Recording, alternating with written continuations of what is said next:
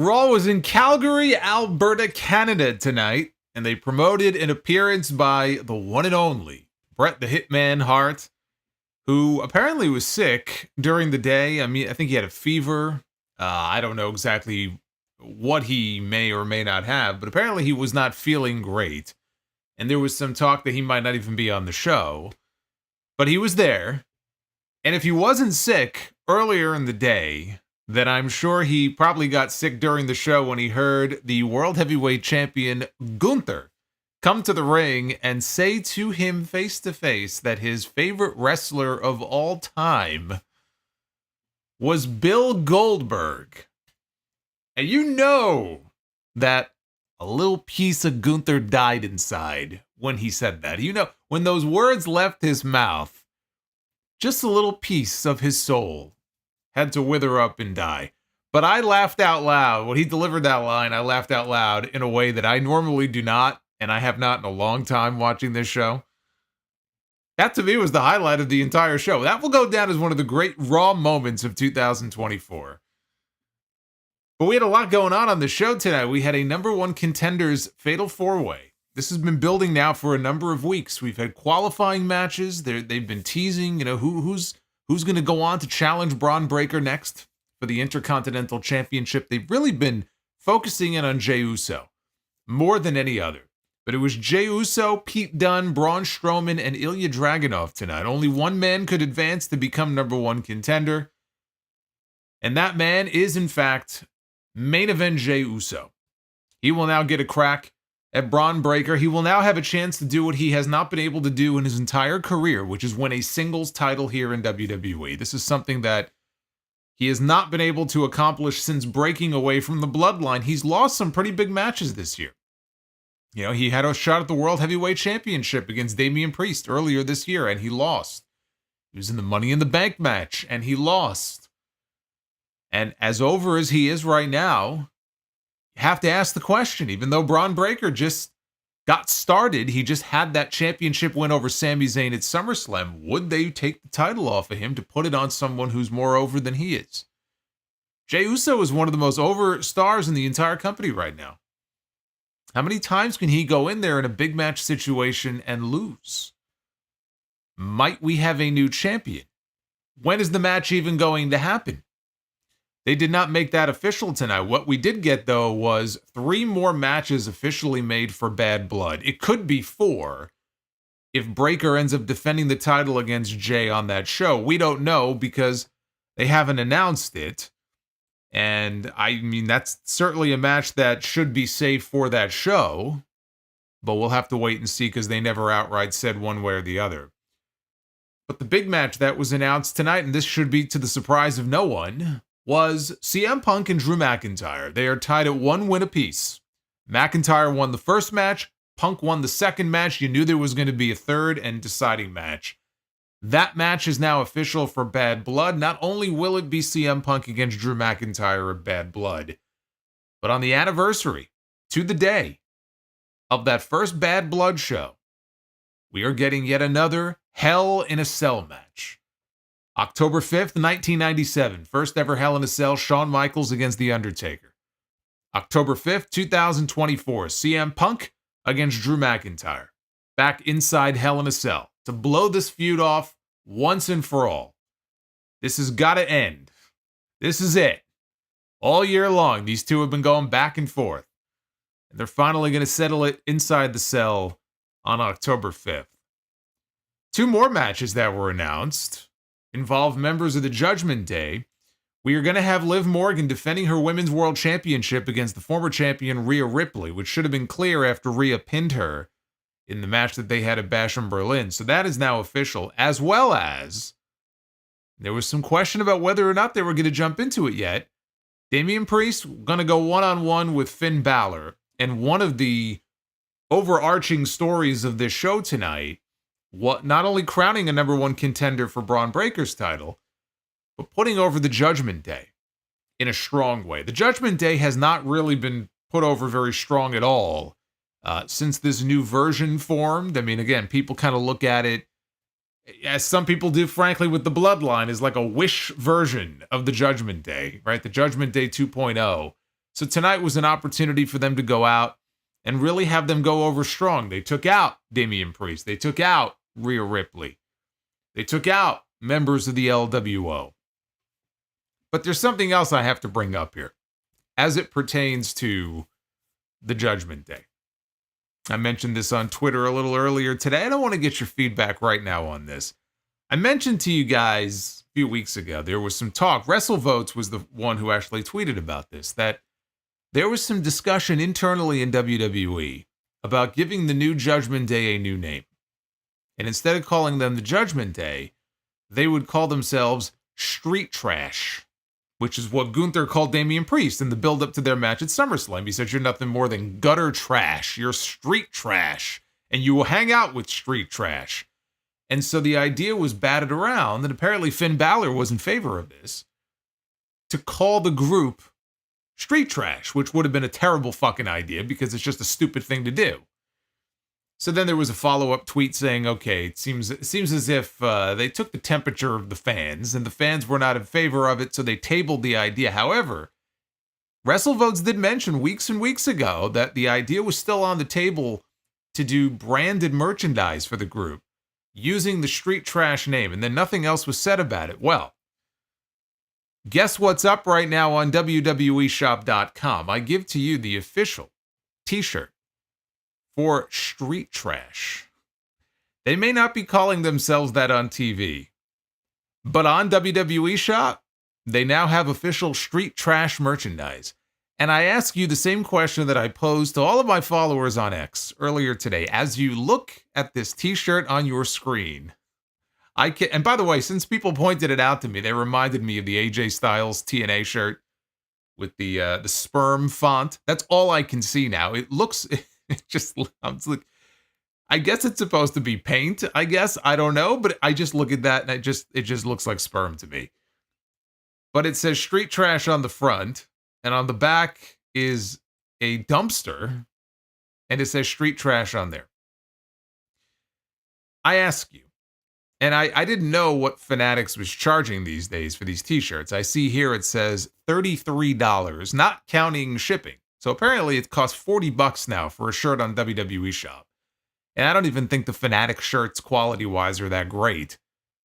Who among you in this live chat watching this right now would spend $40 on a t-shirt that says Street Trash in a semen font? Not this guy, but I'll let you answer that. I'm going to guess that these aren't going to be flying off the shelves. As hot as the product might be right now, I know they're selling a lot of merch. They're selling a lot of Cody merch. I don't think that this is going to be one of their hotter sellers. And not because they're a heel faction either. I don't know who the audience for this would be. I don't know. It's just a terrible fucking shirt. I mean, I guess it's better than the APA shirt from all those years ago during the Attitude Era. You know, it says APA, and on the back it says always poundin' ass. I mean, if I had no choice, if I had to either go outside naked or wear a shirt, and those were my two options, I suppose I would be Street Trash, but that's not exactly high praise. $40 for that. You'd be better off dropping a super chat and letting me shout you out here on the street than buy that t-shirt. I thought Raw tonight overall was a solid show. Overall, I thought that it had its enjoyable moments. I wouldn't call it a great show. It wasn't a horrendous show. It was a show, but it had some good stuff. I think more good than bad. And it was newsworthy.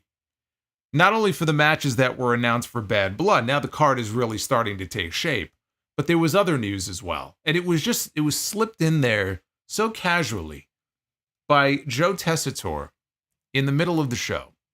But WWE has since tweeted about it, breaking news on their Twitter feed, so it is official. I heard this, and my ears perked up, because at first I wasn't sure exactly what it was that they were announcing, and then they clarified what they meant by it. But Raw is moving back to 2 hours. Now, if I just stop myself there, many of you I know would be having a celebration. I mean, we've been talking about this now for years. Right? I mean, How long have we been talking about the possibility of Raw moving back to 2 hours? And now I hear the news, and my first thought, of course, was... I prayed for this, and it happened. Thank you, Drew. I did. I did pray for this, and it did happen. Except for the fact that it's only temporary, as far as we know. Raw is going to be moving back to 2 hours starting on October 7th. So that's the Raw after Bad Blood.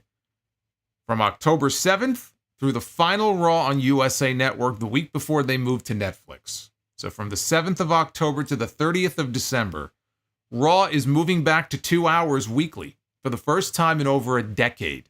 Raw moved to 3 hours full-time in 2012. That was Raw 1000. That's how long Raw has been 3 hours for. There's a whole generation of fans now who just think that Raw is just supposed to be 3 hours. And I already saw it in some of the comments under the WWE tweet. This is terrible. Hopefully this is only temporary. What are you doing? We've been calling for 3 hour SmackDowns, not to shave Raw down to 2 hours. And I'm like, but you see the comments. But this is what people are used to, because that's just the way it's been now for so long. But it's going back to 2 hours on a temporary basis. There has been nothing said as far as the future of the show on Netflix, as far as commercials, and there will be commercials, but as far as the frequency of commercials and also how long the show is going to be. I cannot imagine that Netflix paid billions of dollars to bring Raw to their service only to shave off an hour. Why would they pay so much money for less content than what WWE is currently providing USA Network? That just doesn't make any sense to me. And I want to believe it to be true. I want to believe that they're going to stick to the 2 hour format going forward, but my suspicion is that that will not be the case. Now remember, they're not supposed to be airing on USA Network right now, or at least not after next week. There was sort of this weird dead period between the Netflix start and the end of their USA deal for Raw, where Raw had no home. But they were able to work out a deal with USA Network to keep the show on the air for a few more months. So I guess this is the compromise. They're going to keep airing the show, but it'll be 1 hour shorter. And you know what? That's okay with me. That means earlier reviews every Monday night. That's great. Instead of going live at 11:30, I get to go live at 10:30. I love it. So I'm fully in favor of the move, but I would not get too excited because I have a feeling that when we get to Netflix, it's going to be right back to 3 hours. Although I would love for that not to be true. This is your Monday Night Raw review. It is September 9th, 2024. I am the Solomonster. Like and subscribe for notifications. Super chats are open. As you can see there is the Father of the Year, Christian Cage. Raw expanding to 5 hours on Netflix. Why would you put that into the world? What's wrong with you? 3 hours is bad enough. Even on the weeks where the show is good. I would much rather sit here and watch a 2 hour wrestling show. Unless it's a pay-per-view. I'm the learning tree. Pay-per-view is different. Thanks, guys. Oh, Brandon Proctor has brought out the learning tree. Thank you, Brandon. Look, everyone, it's Samoa Bro. Here we go. That's right. Get him on in. Get him on in. I love it. Now, I want to mention this. One of our listeners, you will notice if you are in the live chat, there is a comment that is pinned to the very top of the chat, and I want to direct your attention to that, and there's also a link in the description down below. I want to shout out David Bentz. He put together on his own what he calls the ultimate Be the Booker poll. Of course, we have our Be the Booker segment at the end of the streams, usually, if we have a certain number of likes.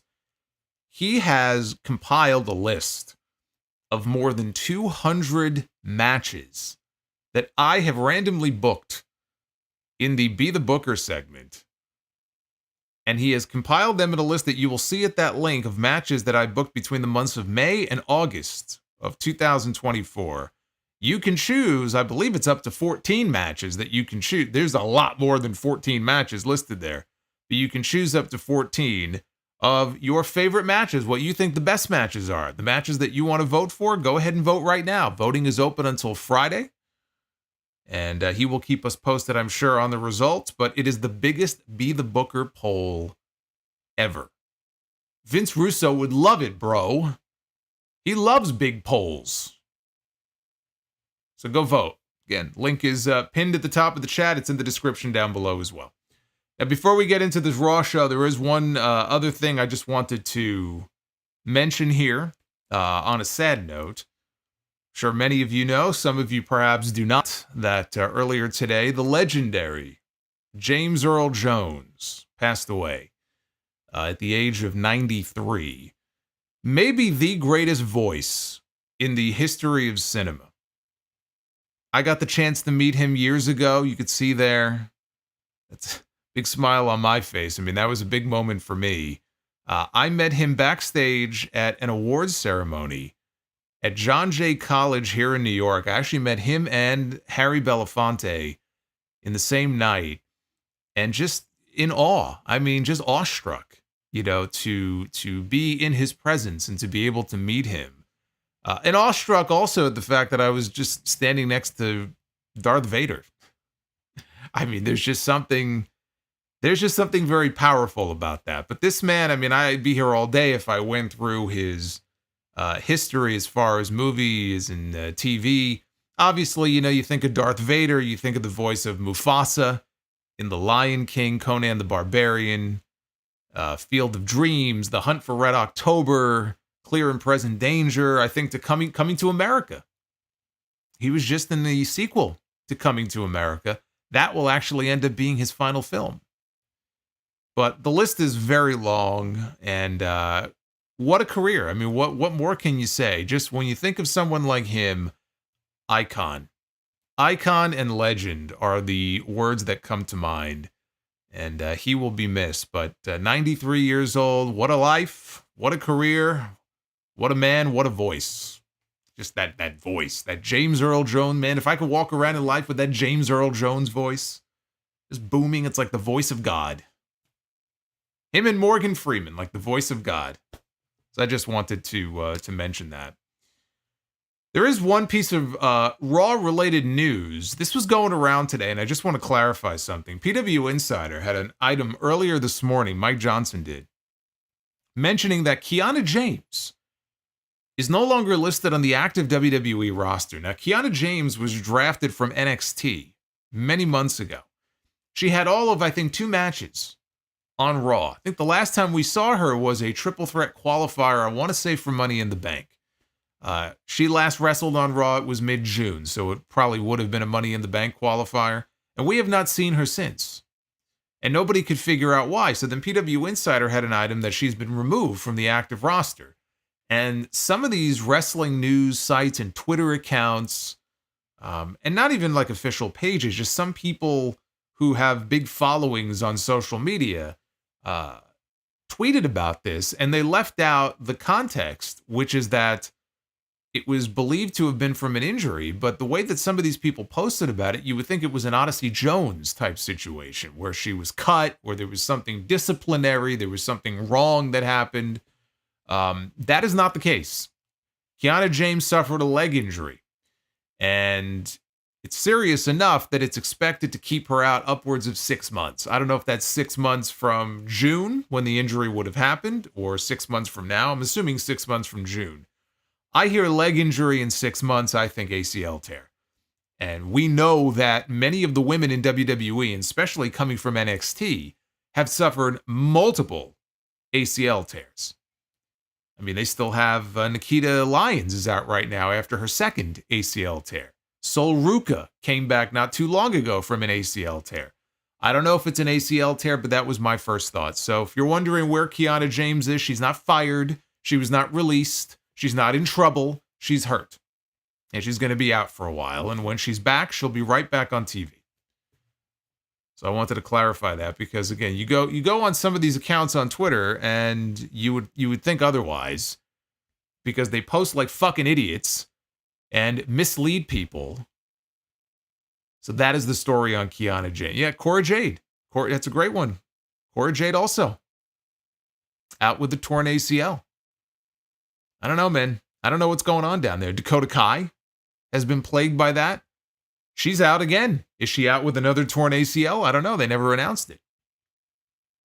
Something's going on down there, though. I'll tell you that. I don't know what it is. It's going around like a virus. You don't want to catch it. This was week 2 for Joe Tessitore in the booth as the voice of Monday Night Raw. Better than week 1. He's already getting better. Showed more enthusiasm. He was a little more lively than he was last week. Again, he's got that sports announcer, that play-by-play sports announcer voice where I don't want him out there screaming all the time, but my critique from last week was that during some of the matches, his voice was very low. Almost like you had to lean in to hear what he was saying, and he could have showed a little more enthusiasm, and I felt like he improved on that this week. I think he's going to be just fine in the role. He's already very good. He's getting better. He's getting more comfortable after 2 weeks. So I thought it was a good week for him, and I think this time it's going to stick. I think this time it's going to work out. The show opened with the first hour commercial-free. And we had the Wyatt 6 against American-made 8-person mixed tag team match. YEET. YEET. No, we're not there yet. We're not at the YEET man yet. Calm down, Rikishi. He's coming later in the show. Just got to calm down. So Uncle Howdy watched the majority of this match from his rocking chair in the aisleway. Ivy Nile stepped forward for her team. And Nikita Lyons. I just talked about Nikita Lyons. I got you people talking about Thakita in the chat. Calm down. Take a cold shower. Okay, we're not talking about her. We're talking about Nikki Cross. We're not talking about Nikki. We're not talking about Nikita. So Nikki Cross slides into the ring and she tackled Ivy Nile down to start things off. This was Nikki's first match since November. So she has been out of the ring for a while. We got the usual street fight plunder here. We had garbage cans, we had kendo sticks, we had tables. Thankfully, we had no syringes. We had no needles to the mouth tonight. It was very tame compared to what we saw on Saturday night. Eric Rowan set a table up on the outside. He was about to put Chad Gable through it, but he got saved by the Creed brothers. Ivy then sprayed him in the face with a fire extinguisher, and the Creeds gave Rowan a spine buster through the table. Then they placed debris and chairs. They piled it up on top of him, and they tried to bury him. Unlike what we saw with Giovanni Vinci on SmackDown Friday night, that was a different burial. This was an actual burial. And that was the end of Rowan for a while, underneath the rubble. American Made placed a trash can over Joe Gacy. They started hammering at it with kendo sticks. Ivy looked underneath the ring for something. She found Nikki Cross, who came out, and the two of them tumbled. She tumbled with her over the announce desk. Eventually, Rowan, he rose like a movie monster from underneath all of the debris. He booted down a section of the barricade over by the timekeepers area. And he grabbed this piece of barricade. I don't think I've ever seen someone in a match use a piece of barricade. I mean, the metal guardrails, I've seen that before, but I'm talking like, they have the black like hockey barricades. I don't think I've ever seen someone take a piece of the barricade and use it as a weapon to batter his opponents with it. But that's what Eric Rowan did here. In the ring, Rowan hit a Uranagi on Brutus, had him beat, but Gable broke up the pin. Rowan got dumped to the floor, and Brutus wiped him out with a Brutus ball. Dexter Lumis then drove Brutus through a table on the floor with a diving leg drop off the apron. Gacy wanted to put Gable through a table in the ring, but Gable met him on the ropes, hit an angle slam off the ropes, and put him through the table instead. So Gable got Gacy in an ankle lock. At the same time, Nikki Cross gets into the ring, and she sneaks up behind Chad Gable and delivers a German suplex. A high-angle German suplex. Now, this was all Gable. Gable got a great jump, so he made it look good. Crowd popped huge for the spot. It made Nikki look like a beast, even though she didn't really do much, right? It was Gable who really shot up for it, but it looked great. Cross then gave Nile a swinging neckbreaker on the floor on a pile of chairs. And then finally, Uncle Howdy had seen enough. He said, it's time to put some work in here. and he decided to get involved. He went face-to-face with Gable, dropped him with Sister Abigail right on the crown of his head, and Dexter Lumis finished Gable off with a splash off the top rope to win the match for the Wyatt 6. Fun brawl that should spell the end, finally, of this feud once and for all. It should be noted here, not a single win. Not a single win for Chad Gable, not a single win for American Made throughout this entire thing. They put the Wyatts over, WWE did, very strong at every turn, every angle here. But Triple H is going to have to give American Made something, or American Made is going to be American Dead. At some point, you have to win if you want to maintain some shred of credibility. In this case, they wanted to put over the Wyatt 6. That's why they were programmed with them in the first place. The Wyatt 6 got put over. They are now on the ascent. They move on to what? I don't know, but they move on. But I hope that American Made, coming out of this, can actually start to rack up some wins and I'm trying to think exactly what I would do with them next. And I'm not even sure, honestly, who the best feud would be for them right now. The Creeds should go after the tag team titles. Chad Gable, I mean, again, it doesn't have to be a trios thing. Chad Gable should move on to something else. What that is, I don't know. But this goes back even before the Wyatt 6 stuff, right? When was the last time Chad Gable was a winner? Never. He's never really been a winner at any point. So does that change now? Or is this just the role now that he's pigeonholed in on this show going forward? Because I'm looking at this, and I'll be honest with you. I think what American Made would benefit from is moving to SmackDown. Move them to SmackDown. Chad Gable in particular. You've got fresh opponents there for them to work with. Chad Gable, he can go after the United States Championship since things didn't work out for him with the Intercontinental title. And I'm not saying you do that right away, but again, you can build to that. Maybe him and LA Knight at some point. I just don't know as far as Raw is concerned. I mean, what is left for them to do on this brand to try to give them some credibility? They've worked with all these people, and the people that are on top right now, whether it's Gunther, whether it's Braun Breaker, and Gable's worked with them too. He's not going to beat them. So what do you do with him? Moving him to SmackDown, moving all of them to SmackDown, I think would do them a lot of good. Whether it's in a trade, I don't know how they want to work it, but you could certainly have trades between the general managers. We haven't seen that yet since the draft. It is something I was hoping they would do more of. They've done none of it. But it's pretty clear to me, so long as they stay on this brand, things are not exactly looking up for them. Finn Balor was out next to the ring by himself for a promo. He addressed Damian Priest. He said that it didn't have to be this way.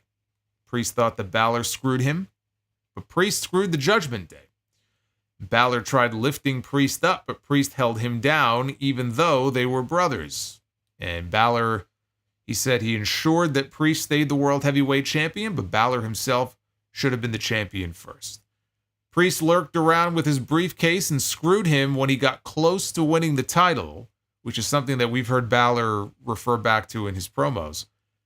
And then Balor called him out to the ring because he had something that he wanted to say to his face. And so that brought out Damian Priest, who marched down to the ring. He said that he's been trying to get his hands on Balor. Balor kept running away.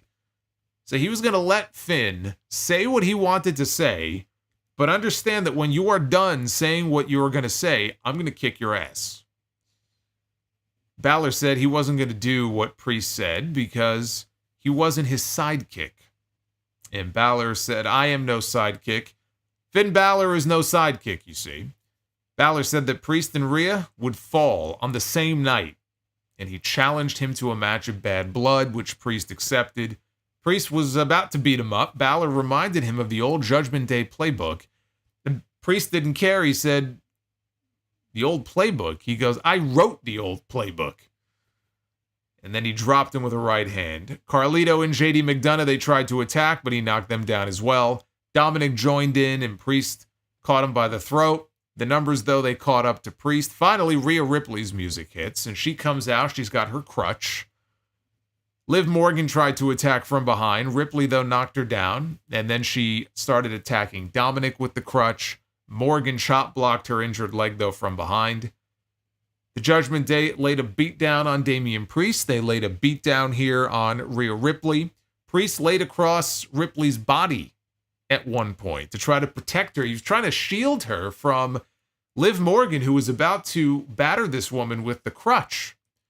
So Priest lays his body on top of Rhea, and Liv doesn't care. She starts hitting Damian Priest in the back with the crutch and was laying in some shots across his back. This was basically the PG version of the Austin and Lita angle that they did on Raw many years ago after WrestleMania when Austin turned heel.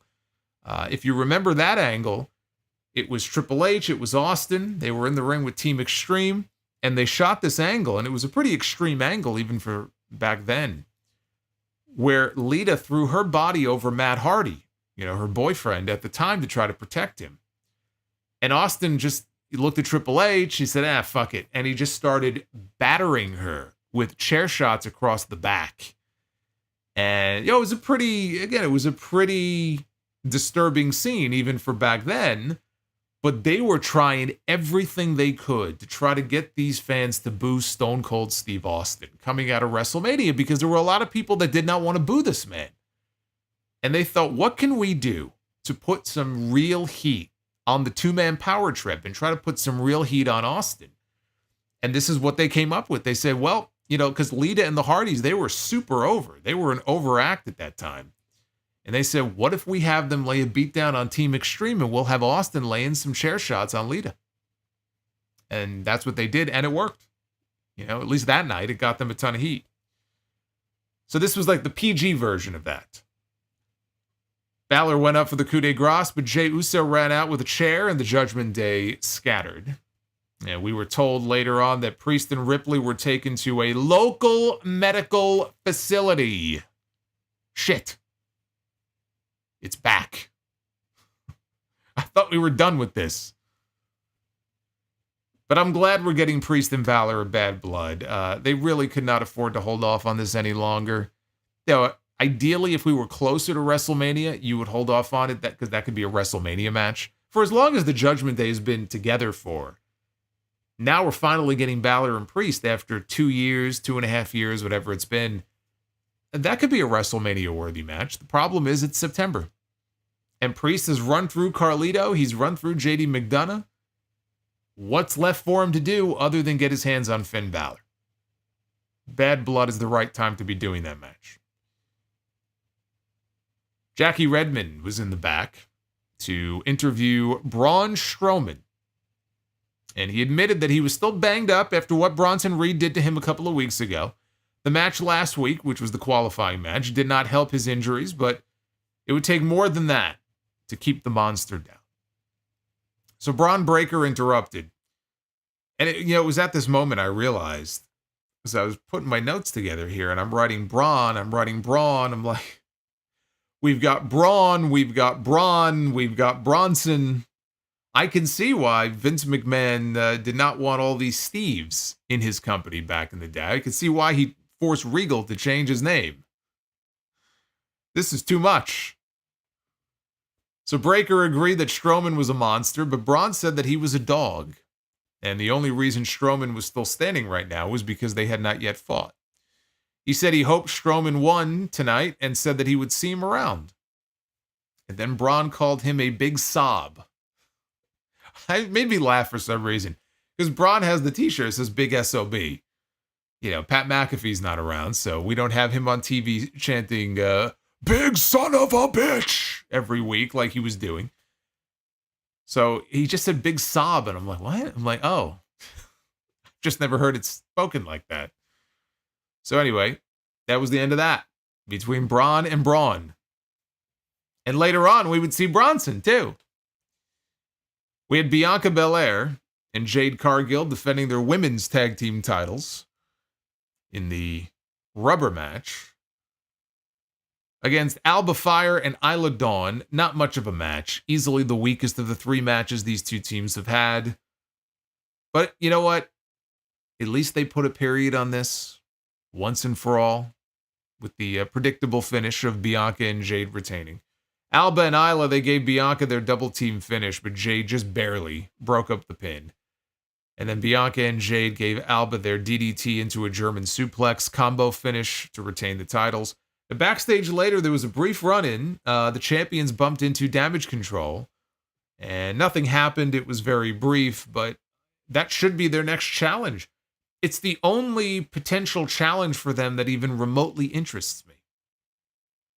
And it's only interesting because the Damage Control dynamic is a little bit different now because now they're baby faces. So that makes it a little bit more unique, I suppose, than if they would have done this match 3 months ago. But again, there isn't much of a division. This is really all you got. So you do Bianca and Jade in Damage Control. I mean, that's probably the biggest match they can do at this point, as far as those tag team titles are concerned. Kairi, by the way, had stitches above her eye after that nasty bump she took last week. She came off the top with the insane elbow, hit her head on the edge of the announce desk. Very lucky she didn't have more serious injuries. She had a gash, and she had stitches, and that was it. Don't know if she was concussed, but she was not in the ring this week, so maybe they kept her out for precautionary reasons. So then came my favorite part of the show. This was the part of the show that I was most looking forward to. That's right, Paul. Paul Carpenter says, get those likes up. Thank you for the super chat so far. Again, I'm going to be reading your messages in a little bit, so get them on in. But Joe Tessitore and Wade Barrett got into the ring to introduce us to our guest of honor for the night here in Calgary. The best there is, the best there was, and the best that there ever will be. The incomparable Bret the Hitman Hart, back on Raw for the first time in many years. And for a guy who was supposedly sick all day, I thought Bret looked good. He got a thunderous ovation from the crowd, as you would expect. Tessitore told the fans that this actually was very funny, because before they got into it here, Tessitore told the fans that WWE is returning to Canada for Survivor Series. They're going to be in Vancouver in November. And the piece of news that he wanted to share was that tickets for Survivor Series go on sale this Friday. And I think they were expecting a better reaction than they got because, they're coming to Canada, right? We're in Canada tonight. Hey, guys, we're coming back to Canada for Survivor Series. And they were expecting everybody in the building to go, yay, right? And big reaction, big pop. And they didn't really get it. And the reason they didn't really get it, I looked it up because I'm not sure what the distance is between Vancouver and Calgary. How the fuck should I know? So I looked it up, and it's a 600-mile drive to go from Calgary to Vancouver. And to put that in perspective, it would be like WWE coming to Madison Square Garden. And Joe Tessitore is standing in the ring, and he goes, guess what, everybody? We got some great news. Survivor Series is coming to Charlotte, North Carolina. And tickets go on sale this Friday. And expecting everybody in New York City to just, jump up and chant yes. And what's fucked up about it is I would get to North Carolina quicker than you would if you did the drive between Calgary and Vancouver. Because I think the drive from here to North Carolina is like 500 and something miles. It's actually a longer distance between Calgary and Vancouver. But I guess to them, Canada, it's like one little tiny place. And, no matter where you are in Canada, they're just happy that you're there. So Wade Barrett asked Bret what it felt like to be back here in the WWE, here in Calgary. Calgary and Vancouver don't get along. Is that true? I didn't know that. Why don't they get along? Is that a sports rivalry? Well, I don't know if that's true or not, but 600 miles between Vancouver and Calgary. So Bret said that no one took more pride in being a champion than him, let alone a Canadian champion. Says Canadian champions don't back down from a challenge. Says he did just that. He did just that. He was a proud champion by being the best there is, the best there was, and the best there ever will be. And the crowd chanted the catchphrase right along with him. But then he was interrupted by the music of one Gunther, the World Heavyweight Champion. Came down to the ring. So much greatness in the ring at once. Just that shot. We got Bret Hart and Gunther with that big gold belt around his waist standing in the middle of the ring. What a fucking match that would have been, man. Like 30 years ago. Modern day Gunther against Bret Hart, like mid-90s Bret Hart. Fuck, what a match. So yeah, we have all this greatness in the ring at once here. And he said that he's about to pour his heart out to one of his childhood heroes. But as he was trying to speak, Gunther was just being drowned out by the boos. Ali says, Calgary is in Canadian Texas and Vancouver is in Canadian California. See, so there's another way of putting it. But yeah, he being drowned out by boos. Talk about getting heat. Gunther was getting some heat here. He said it feels like a passing of the torch moment here because he is. Bret, that is. Bret is the best there was. But Bret is looking at the best there is and the best that there ever will be. Even more boos. He said, like the boys in the back, they all watched Bret growing up, so he wanted to take a moment to tell Bret personally, face to face, that Bret will always be a close second to his actual favorite. His actual favorite of all time, Bill Goldberg, is Gunther's favorite of all time. Yes, Gunther's got the jokes. The champion has got the jokes. If I tell you, I laughed out loud in a way that I haven't in a very long time. There are things on this show that might be funny. Somebody makes a funny comment. But to actually laugh out loud, that's a rare thing. And I don't know why I didn't see it coming. I legitimately, I did not know what he was going to say. Some people in the chat I saw earlier said, oh, I thought he was going to say Shawn Michaels. And that would be the obvious one, I guess, wouldn't it? But like, Shawn doesn't even get that much heat anymore, I don't think, in Canada. But I should have seen it coming. It was so perfect. It was so perfect. And Bret, even Bret had like a big smile on his face. Like he was enjoying himself. So that was fucking great. So then that brought out Sami Zayn out to the ring, another Canadian. He said Gunther had a lot of nerve to talk to this man the way that he did here in this city. He said Bret Hart is a Canadian hero. A hero to the people in the back also who are still studying this man's matches to this day, as they should. If there was one wrestler that I think everybody should be studying today from yesteryear, it's Bret Hart. He's just one of those guys. He's not the only one, but he's probably, I would have him in the number one spot of guys who I could go back and watch any of his big matches and never get bored, always be entertained. They're timeless in that way. There are certain wrestling matches and wrestling shows that maybe I enjoyed when I was younger. If I were to go back and watch them now, I'd probably be bored.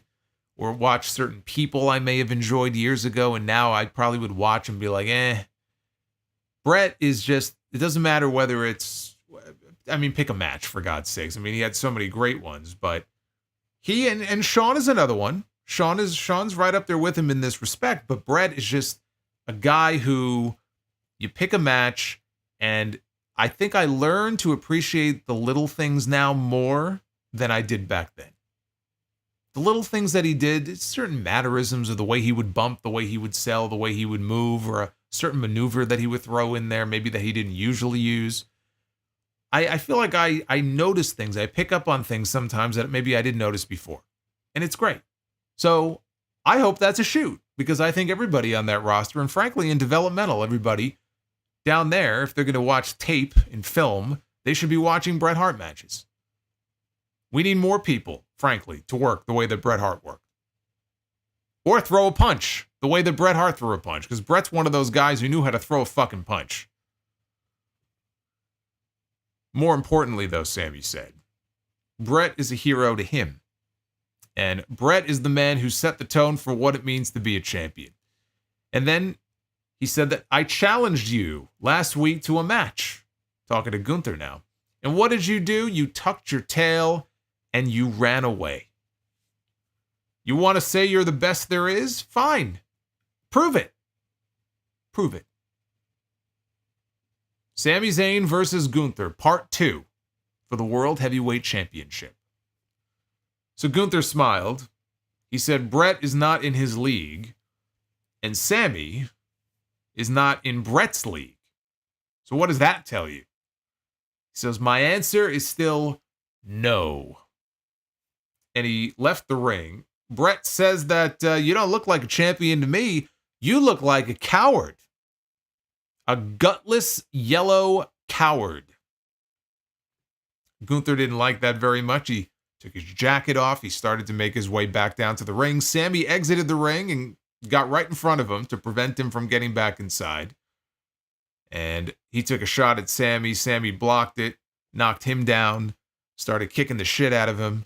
Referees had to pull him away from Gunther, and then Sami got back in the ring. He stood with Bret. Gunther got, carried away by the officials, and that was the end of the segment. Really fun segment.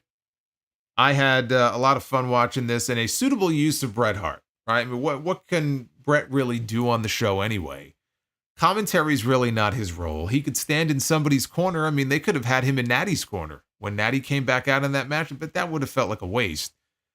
So I thought that this was a fine use of him at this point for what, Bret can be used for on this show. I, as a fan of his, will never get tired of Bret getting his flowers from the other wrestlers. I think that's great. So many times, there are so many fucking wrestlers that are dead. Even this year alone, we just had Psycho Sid passed away, Kevin Sullivan passed away, the Wild Samoans passed away, on and on and on. But there are so many wrestlers.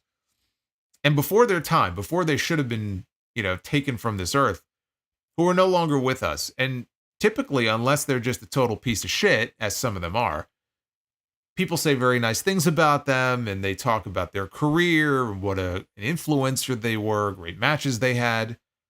But they're dead. They're dead. And they're not here to hear it, and they're not here to enjoy it. Now, I feel like Bret is one of those guys who probably hears it a lot, right? He probably hears it at every signing he does. And you hear a lot of wrestlers heap praise upon him. So to see that and to hear these wrestlers openly talking about what an influence he was on them in their careers, while he is still around to hear it and to appreciate it when so many of his colleagues are no longer with us, that will never get old to me. Because there will come a day that Bret is no longer with us. And I would hate it if people started saying all these wonderful things about him, but it's like, well, people never said that when he was around. Because that happens a lot.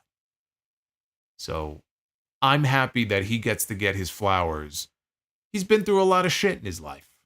He's lost a lot of family members. He's lost a lot of friends. He's had a lot of health issues, not just the stroke, but other health issues as well. He's been through some shit. So if anybody deserves that, it's Bret. But that Goldberg crack, I'm sorry, that to me is going down as one of the great moments of Raw here in 2024. Gunther, of all people, delivering the money shot line there. I love it. I love it. So for the second week in a row, Gunther says no to Sami's challenge. He'll probably say no again next week, but we still got some time. We got a month between now and Bad Blood. At some point, the answer will be yes. He will push Gunther to the brink, and Gunther will say yes, and we will get a World Heavyweight Championship match of Bad Blood between the two of them, and that will be great. And when it happens, Gunther will get his win back from WrestleMania and will avenge the one loss that he has on the main roster. It is inevitable. But it will be a great match. In the back, Braun Breaker approached another participant in tonight's Fatal 4-Way number 1 contenders match in Pete Dunne. And Braun was about to call him Butch. Dunne told him not to. He said that he would win tonight. He would smash Trick Williams on NXT because the two of them are having a last man standing match tomorrow night. The winner of that match then goes on to challenge Ethan Page on the first NXT on CW show for the NXT Championship. So he said he'll go on to win the NXT Championship And he will win the Intercontinental title, and then he will have 2 belts. So after Braun left, Sheamus flew in. He clobbered Dunne with a knee strike. He tried to hit him with a shillelagh, and Dunne was able to duck the shot, and then he bailed and left. We had Dominik Mysterio one-on-one against Dragon Lee. Interesting little fact about Dragon Lee, he has yet to win a singles match all year on Monday Night Raw. On Raw last September, so a year ago this month, these two had a match on the show. It was when Dominik was the NXT North American champion, and he lost. Dragon Lee lost. Well, he lost again here to Dirty Dom. Lee caught Dom in a tree of woe and then hit him with a double foot stomp. JD McDonough, though, placed Dominik's foot on the rope to get a rope break. This led to a brawl between the members of their respective factions on the outside, and they fought to the back. With the referee distracted by all of this, Liv Morgan slid into the ring and she chop-blocked Dragon Lee from behind, and Dominik followed with a 619 and a frog splash for the win. I can think of few people that have been cooled off as quickly as Dragon Lee. When Dragon Lee was first called up to the main roster, he was on SmackDown. And Triple H felt like he was going to be an advocate for this guy. He was getting a little bit, not like a major push, but he was getting a push. You know, he was getting consistent television. He was getting over, too. You know, he would have these matches and the fans would really get into them. And so it was looking good in the early going for Dragon Lee. Then he ended up on Raw, and he joined the LWO. And there was another period earlier this year where he vanished for a while. And I didn't know if it was a work visa issue or if he was hurt or what the deal was. Then he reappeared. But really, ever since he left SmackDown and came to Raw, he has done fuck all. And when we do see him more often than not, he's usually losing. So I don't know what changed, because, again, you could clearly see a change as far as the creative direction for Dragon Lee from late 2023 and where we are here later in 2024. Something changed. I don't know why, I don't know what, but they have cooled him off something fierce. I mean, he went from being potentially a someone on this show to a no one. He's a background, plays a bit player in the background.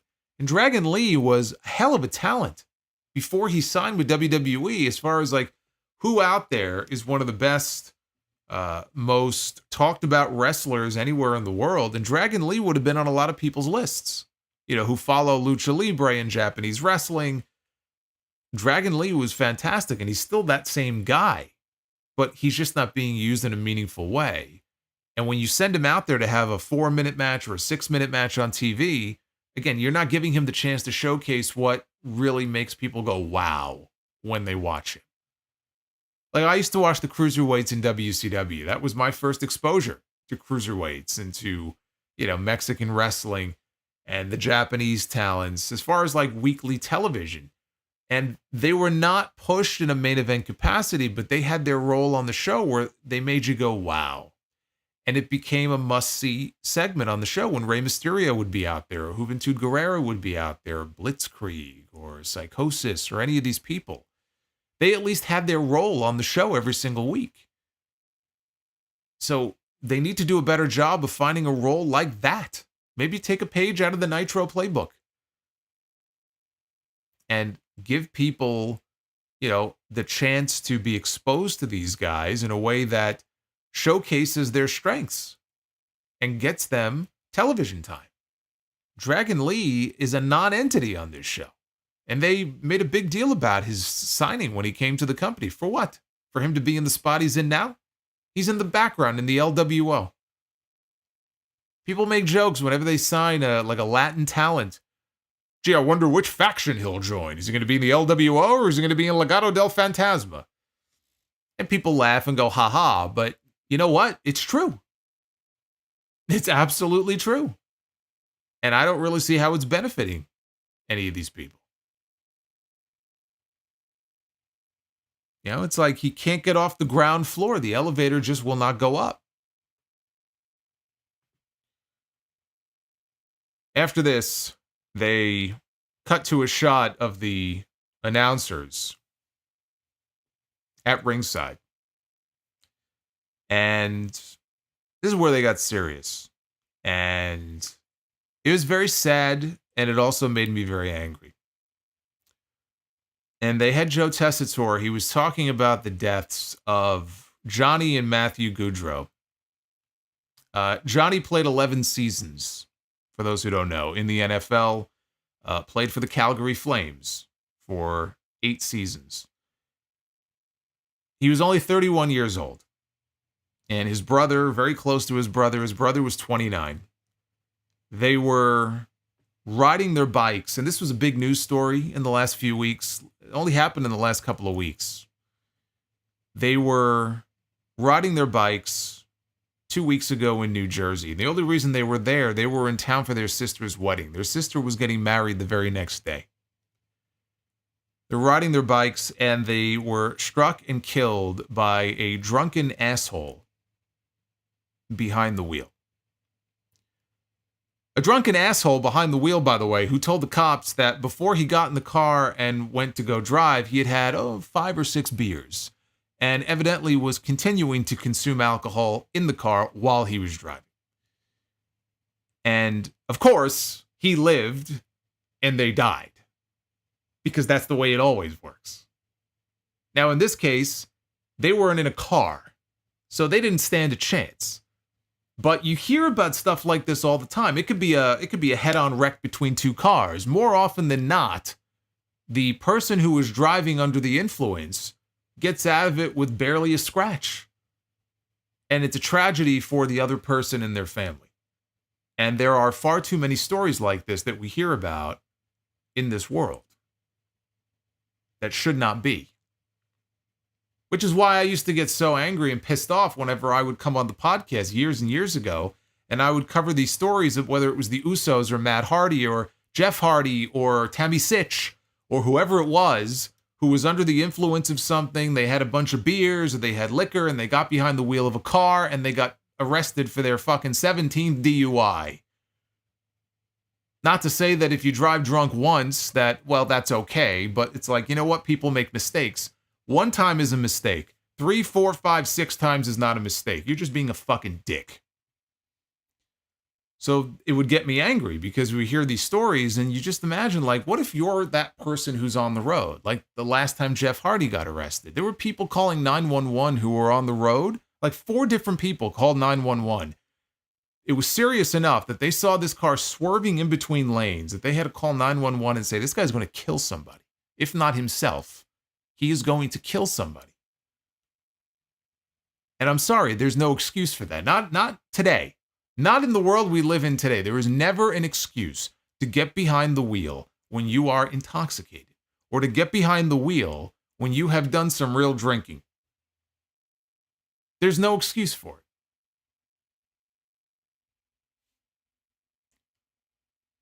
But they had Jackie Redmond outside the arena and they pitched it to her.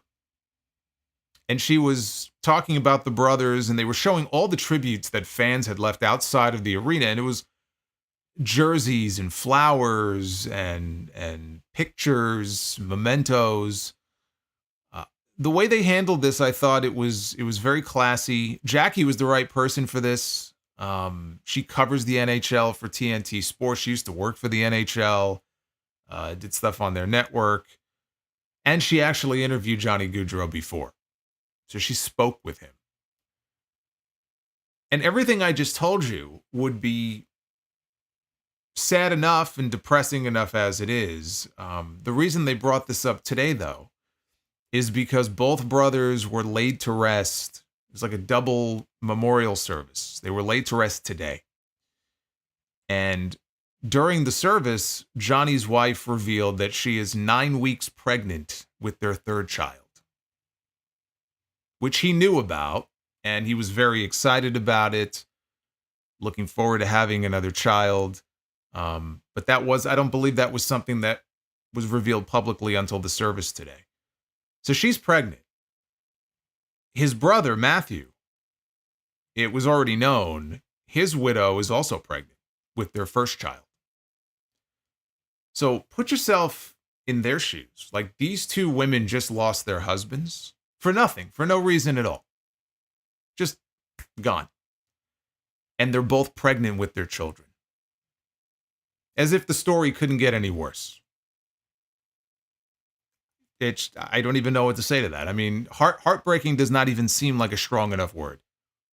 But more than anything, it makes me angry to read about stuff like that. It's senseless. It doesn't make any sense, and it is just completely, utterly senseless.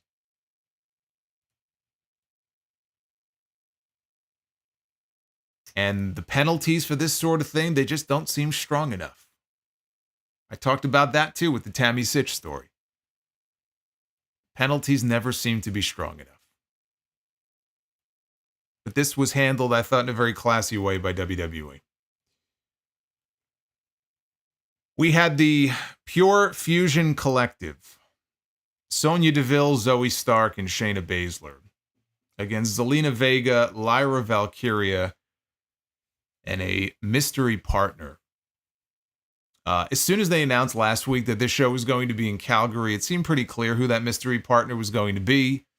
And it did, in fact, turn out to be Natalya. And this was the first match that she has had since signing her new contract with WWE. Natty made a hot tag after a break and went for a sharpshooter on Zoe Stark, but her partners pulled her out of the ring. Zelina Vega and Lyra Valkyria, they wiped them out, and Natty went for the sharpshooter again. Deville and Baszler, they tried to interfere, but Vega locked Deville in the walls of Jericho, and Valkyria put Shayna Baszler in Lance Storm's single leg crab. And Natalya locked Zoe in the sharpshooter. She tapped out. The crowd popped huge for the finish. I thought the finish was great too, because they managed to represent 3 different Canadians with each of these finishers. So you had Natty doing the sharpshooter. You had the Walls of Jericho represented, and Lance Storm with the half crab represented. So I like that. That was a nice touch there for the finish. The match itself I thought was average, but the finish was very good. They went with the crowd-pleasing finish. In another era in this company, not only would the baby faces have lost here, but Natty would have been the one to eat the pin. So we've come a long way. We got one more Bret Hart moment on this show before he departed. Was very brief. The team of Natty, Lyra, and Zelina were in the back. They were celebrating their win. Bret showed up, put his arm around Natty, and said that it's not about me. It's not my moment. It's your moment. And then they just cut away to the next segment. So really nothing much. But that was the last that we saw of Bret on the show tonight. Drew McIntyre was out to the ring next to address the crowd. There was no CM Punk on the show this week after the injury angle they shot with him last Monday. How pissed, by the way, must CM Punk be? The 1 week that Bret Hart is on the show and returns to Raw is the 1 week that CM Punk is not there. Because he's a huge Bret mark, just like FTR and a lot of other people. The 1 fucking week that Bret Hart is there, Punk is not on the show. So the fans were chanting for Punk. McIntyre encouraged them, keep doing it. Keep chanting his name. He said it no longer bothers him because it's simply in memory of when they chant Punk's name, because Punk thinks he beat McIntyre in a strap match and therefore he touched some corners and he deserves a shot at the World Heavyweight Championship. He said Punk screwed him out of the title 3 different times this year. McIntyre added that he pinned him at SummerSlam. See, he should have said in tribute to Bret, he should have said at the SummerSlam. I pinned him at the SummerSlam. Just because Punk's the best at touching 4 corners does not mean that they are finished. He said that he made Punk a bigger star, but he can live with it because he's the one who ended CM Punk's career. McIntyre shifted the focus to his first movie, The Killer's Game, which is coming out. That movie actually stars one Dave Bautista. Actually, that movie had its Hollywood premiere tonight, so they wouldn't even let McIntyre go to the premiere. He had to be on the show tonight. Couldn't let the guy have the night off to go be on the premiere, be on the red carpet. He had to be here on this show. McIntyre said, though, that he's afraid he has some bad news. And that involves one Wade Barrett, his good friend. He turned to face Barrett, who, of course, is sitting at the announce desk. And McIntyre said, I don't have many friends in this world. Wade is one of my oldest. We came to this country together. We've even been arrested together. I'd like to know more about that. He's the only logical voice that has fought his case while Michael Cole lied to everybody every week. So why, when it was time for Drew to end Punk, did Barrett step into his way? Why did he stand in his way when he had the chance to finish off CM Punk? So McIntyre exited the ring. He went to go walk over to the announcers and he said, look, I'm not angry with you. I'm just disappointed. But if you do it again, I'm not going to be disappointed. I'm going to be angry, and I'm going to do something about it. So we got our first little tease here for a potential in-ring return for one Wade Barrett, who can wrestle. He's cleared. I mean, if they wanted to use him in an angle and have him in a match, Wade Barrett against Drew McIntyre, it is a possibility. Barrett removed his headset. He stood up. People cheered. They were hoping that something would happen here. Adam Pearce, the Raw GM, came out. He asked if McIntyre has lost the plot in life so badly that he wants to fight his friend. He asked McIntyre to join him in the ring because he had some news that McIntyre would want to hear.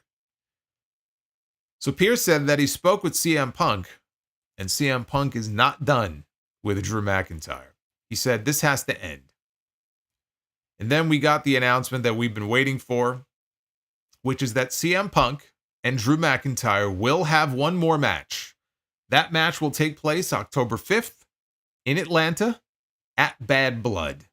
But it won't just be any ordinary match. It will be CM Punk against Drew McIntyre in a Hell in a Cell match. So there it is. It is now official. And that was really it. McIntyre had a look on his face like he wasn't necessarily thrilled about it. I mean, he didn't freak out or anything, but he was hoping to be done with CM Punk. CM Punk ain't done with him.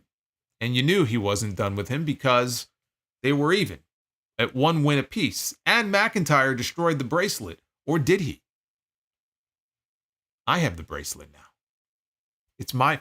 We're going to continue this story here because now I have the bracelet. I have it right here. And I'm going to keep it right where Drew McIntyre kept it.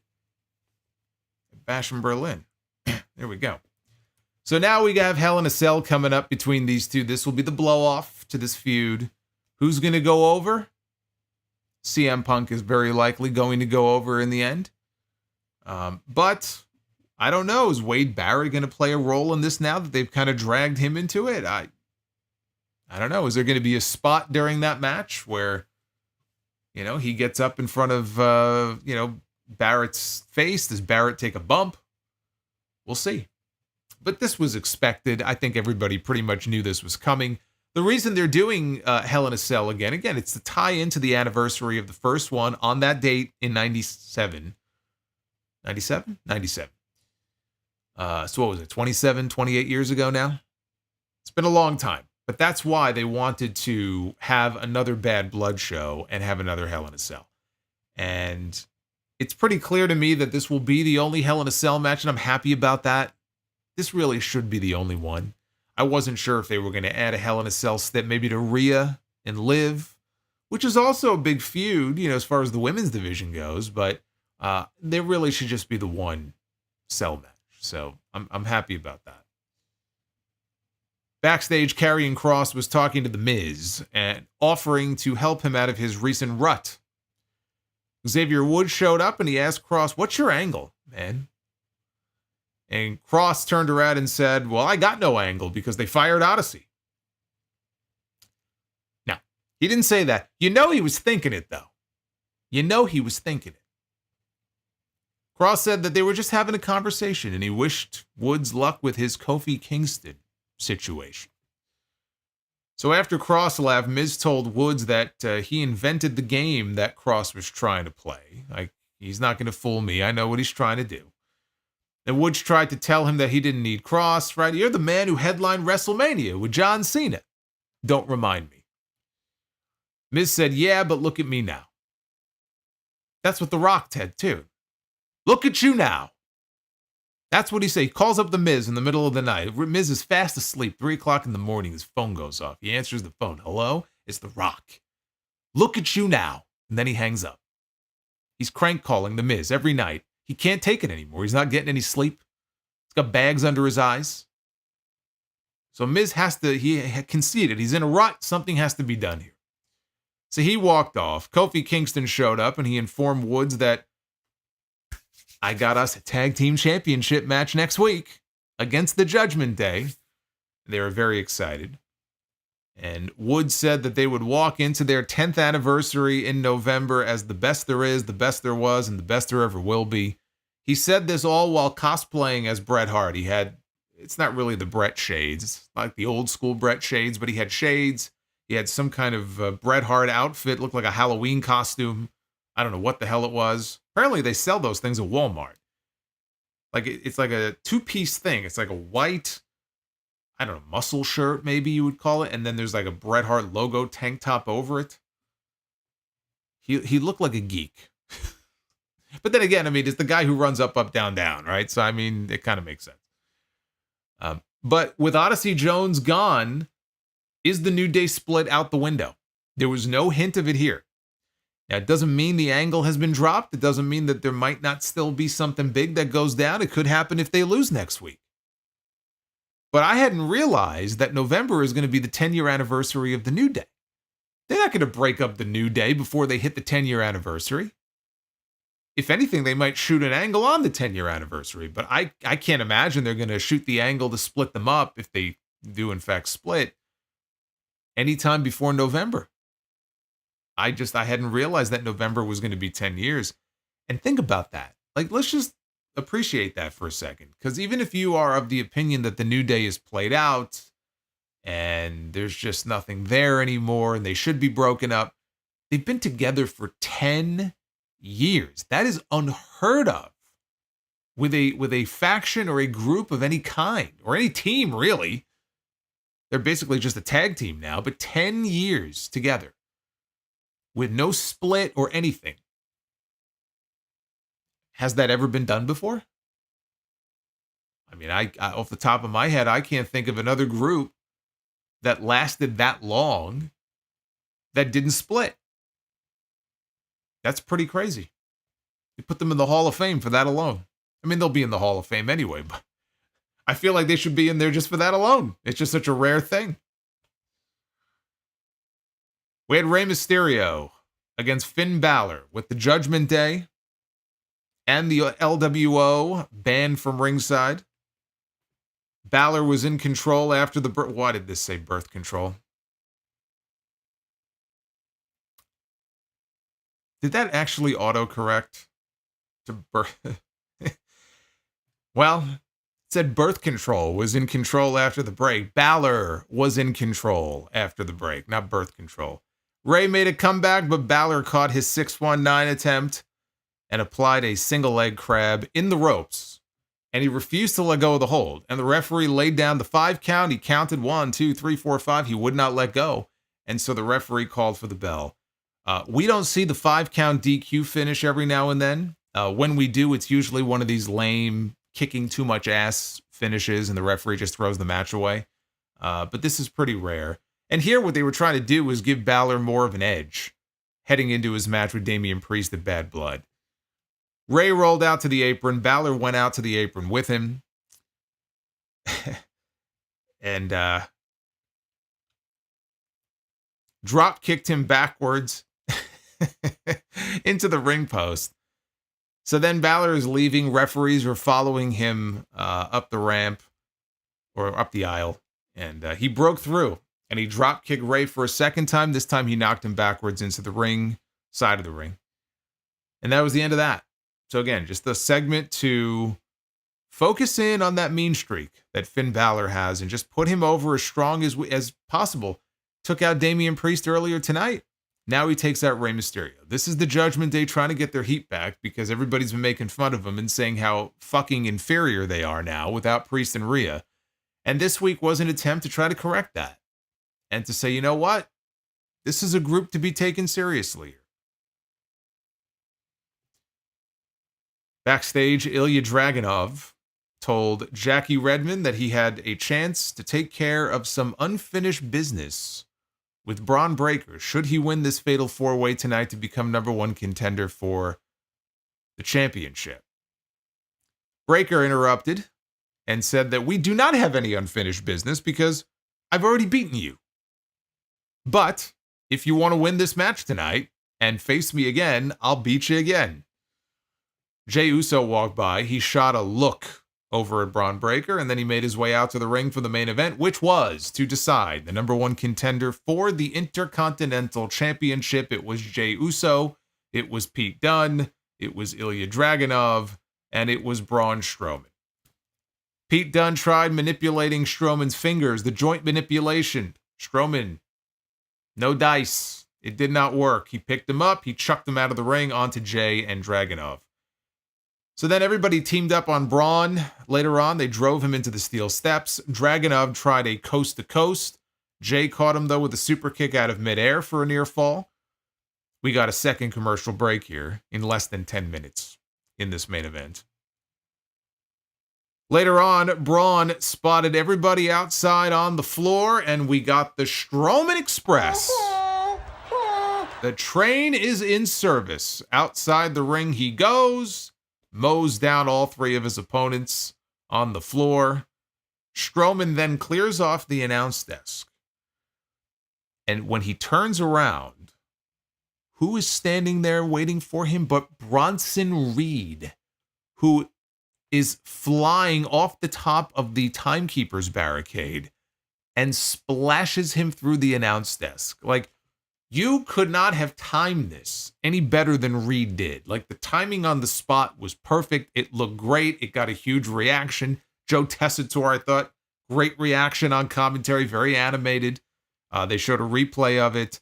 This was a great spot. And it's like I said last week, Bronson Reed was supposed to be in the qualifying match to get to the Fatal 4-Way this week. He missed the show because he was diagnosed with COVID. He popped for COVID. He was not medically cleared. They put Braun Strowman in his place.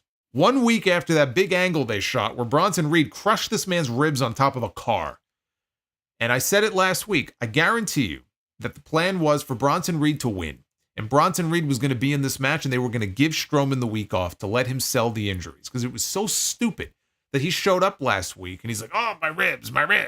But I'm good. The doctor says I'm good. And Adam Pearce is like, well, okay, if medical says that you feel okay, if you feel you can do it, then you can do it, then I'll let you do it. And that was it. And they let him go out to the ring like that, and it was just ridiculous. But they were put in a tough spot because Reed was not medically cleared. I think Reed was going to win. I think Strowman was going to be in the Reed spot this week. He was going to show up tonight to get revenge, wipe him out, so that Bronson doesn't have to take the pin, but he doesn't win in this match. That then leads to a rematch between Bronson Reed and Braun Strowman. What they did was they flipped it. Reed couldn't be in the match, so Braun was in the match, and Reed attacked him. Either way, we get to the same place. We're going to have to get that blow-off match between the two of them because we had no result. We had no outcome. We had no decisive finish. And frankly, the match they had was a lot of fun.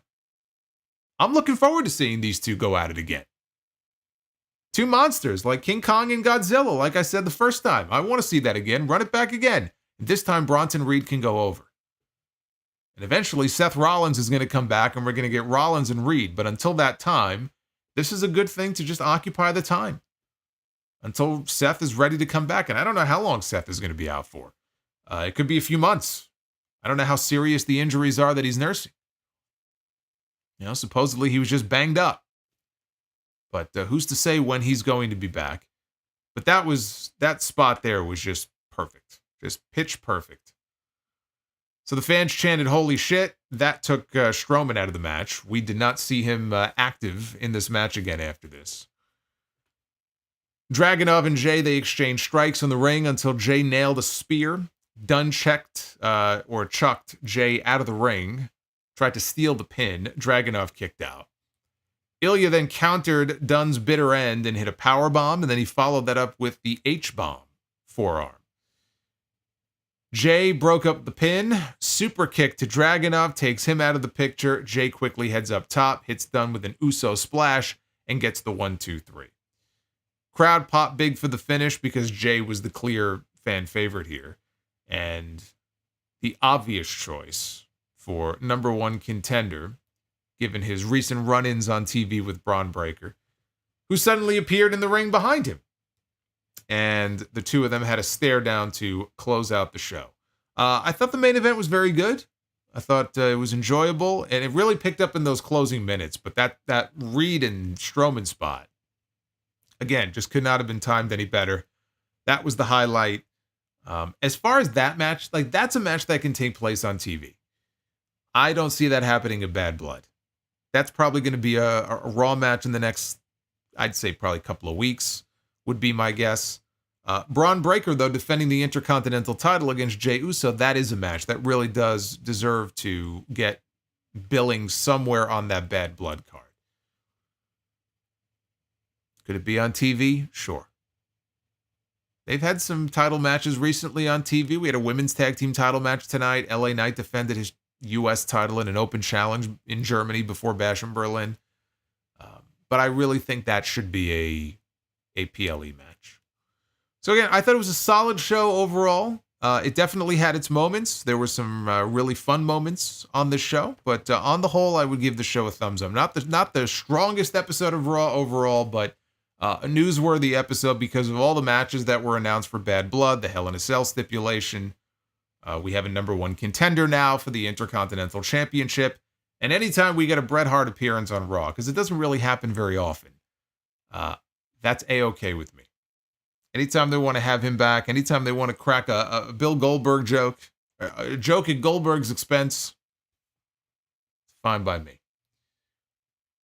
What did you think of Raw from Calgary? 85% of you have given this show tonight a thumbs up, and 14.6% thumbs down.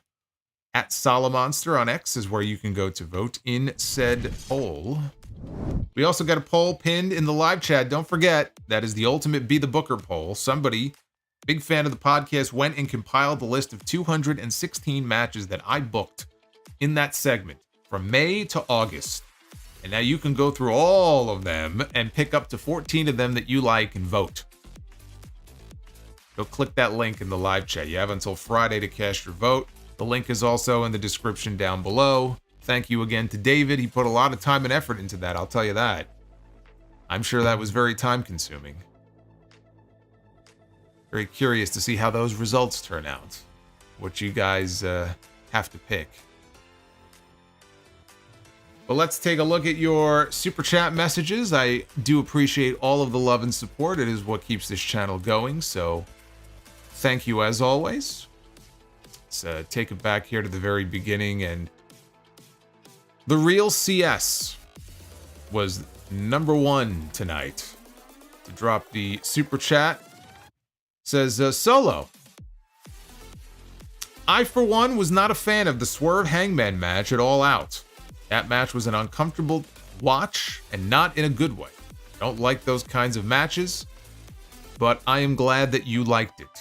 I don't always like those types of matches either, for the record. Some of them work for me, some of them don't. And they did stuff in that match that I thought was unnecessary, like the needle spot. The needle spot was just done for shock value. That's it. It didn't play directly into the finish in any meaningful way. It didn't serve any real purpose. I thought maybe he was, at first, honestly, I thought he was trying to inject him with something that was going to knock him out. They were going to go with some kind of clever finish where he like knocked him out with some kind of chemical and, you know, couldn't respond to the count, and he won the match. I'm happy they didn't do that. But no, he just stuck a needle in his cheek and then hit him in the head with a chair. I mean, I get that Hangman is unhinged, but so there was definitely stuff I didn't like, but that's cool, man. Different strokes for different folks. Some people like vanilla, some people like chocolate.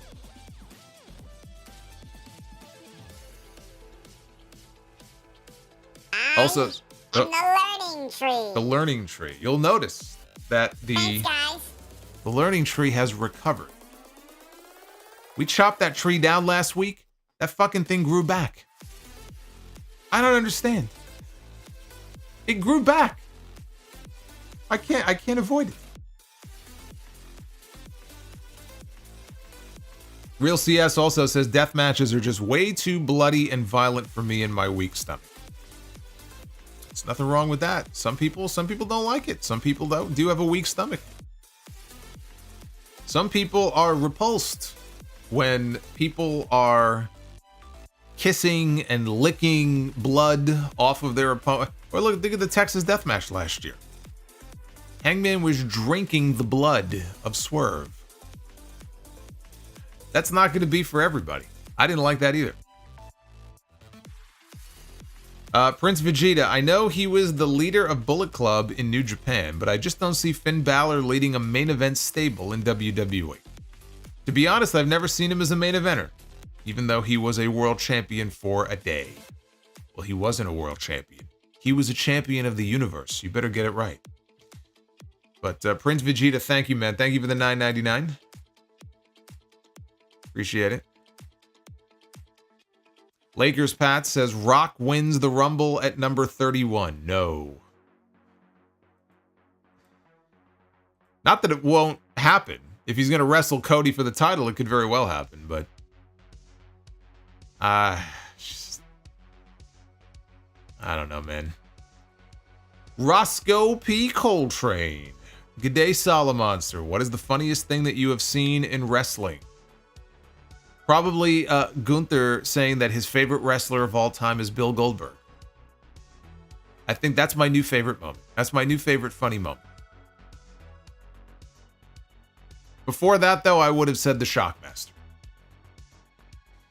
Smoking Dried Chicken says, I love Gunther so much, you can invite him to a Halloween party. Solomonster, would you invite Gunther to a party? Of course, absolutely. I feel like we would share, we'd share some spirits, smoke a cigar, talk about life. Jerome Eugene, actually, you know what though? If Bill Goldberg is his favorite wrestler of all time, I may have to disinvite him from the party. So on second thought, I would ordinarily do that, but in this case, I might have to rescind my invitation. Jerome Eugenio, do you consider Bret Hart as the best in-ring seller of all time? If he's not the best, he's definitely one of the best. As far as sellers that I've seen, yes. For me, yes. I mean, I can't say that definitively he's the greatest of all time to ever sell in his matches, but for me, he's number one. Because to me, when he would sell, it really did. It felt like he was in a fight and he was getting his ass kicked. It felt like it was a real struggle for him. You wanted to see him make that comeback. And again, it's just the little things he would do, the way that he would sell a charge into the turnbuckle, the way that he would sell a backbreaker, the way that he would sell a suplex, the way that he would sell a punch. Everybody has their own way of selling, and just sort of hitting those beats of the match, whether it's a big move, whether it's a small move. He was so good at that. And I do feel like in many ways it's a lost art. I think the pace of wrestling has picked up considerably as well. Not everybody really takes the time to slow things down. I don't mean slow things down to where it's boring, but just slow things down to let things like that mean something. Because you could tell a story just that way alone, just through the way that you move and the way that you sell. That's what we saw with Randy Orton and Gunther in Berlin. Right? What did I do? The first thing I did when I came on here and I talked about that match is what a masterful job they did at selling during that match. And there were no fancy moves. There were no dives. There were no staple guns. There was no needles. Everybody in both companies, they dive, they do all kinds of big moves, coast to coast and table spots. And, Randy Orton dropped him on the table a few times. Not like they didn't try to utilize some of the things outside the ring steps and stuff. But they kept it very basic, but it was the way that they sold. Orton with the back and Gunther with the wrist. That told a story. I do think it's a lost art. It's just kind of the way things have evolved. LC Killer 17. I do agree with Gunther. Goldberg is a better wrestler than Bret Hart. I didn't know today was April Fool's Day. I didn't look at my calendar. Smoking Dried Chicken. I could be real. I could be all BS. What is your thoughts on AEW having another show potentially being on Fox? That is a rumor at this point that AEW Shockwave could be a Fox program. I don't know if it's going to happen. I don't know what the format of such a show would be, but it would certainly get them more exposure if they were on network television. So for the company, I think it would be a good thing. But I feel like ditching Rampage in favor of maybe a similar type of show that was on a bigger platform like Fox would be smarter. I think adding more programming, so you have Dynamite and Collision and Rampage and Shockwave. Now you're just getting into a situation where you're talking about oversaturation, and that's not good. So if it was to replace an existing program like Rampage, I personally would look more kindly on a move like that. But as far as the company goes, look, if they can get exposure on Fox, I don't see that as anything but a positive for them. But right now, as far as I know, that's just a rumor. Nothing has been confirmed. Get ready for the blackouts, though. Here, I thought we were done with Fox. Now I see people talking about Fox again. We just had the last Fox SmackDown only a few days ago. Why are people talking about Fox? Is this some kind of cruel joke that you're playing on me? And Smoking Dried Chicken, yes, again, he says, rest in peace to the Goudreau brothers and James Earl Jones. Uffman Entertainment. Now we have caught up to the actual chats on the screen here. Eventually, someone on the Judgment Day will have to wear that shirt on TV, right? Maybe Carlito. Well, if they want to sell more shirts, you got to wear your merch on TV.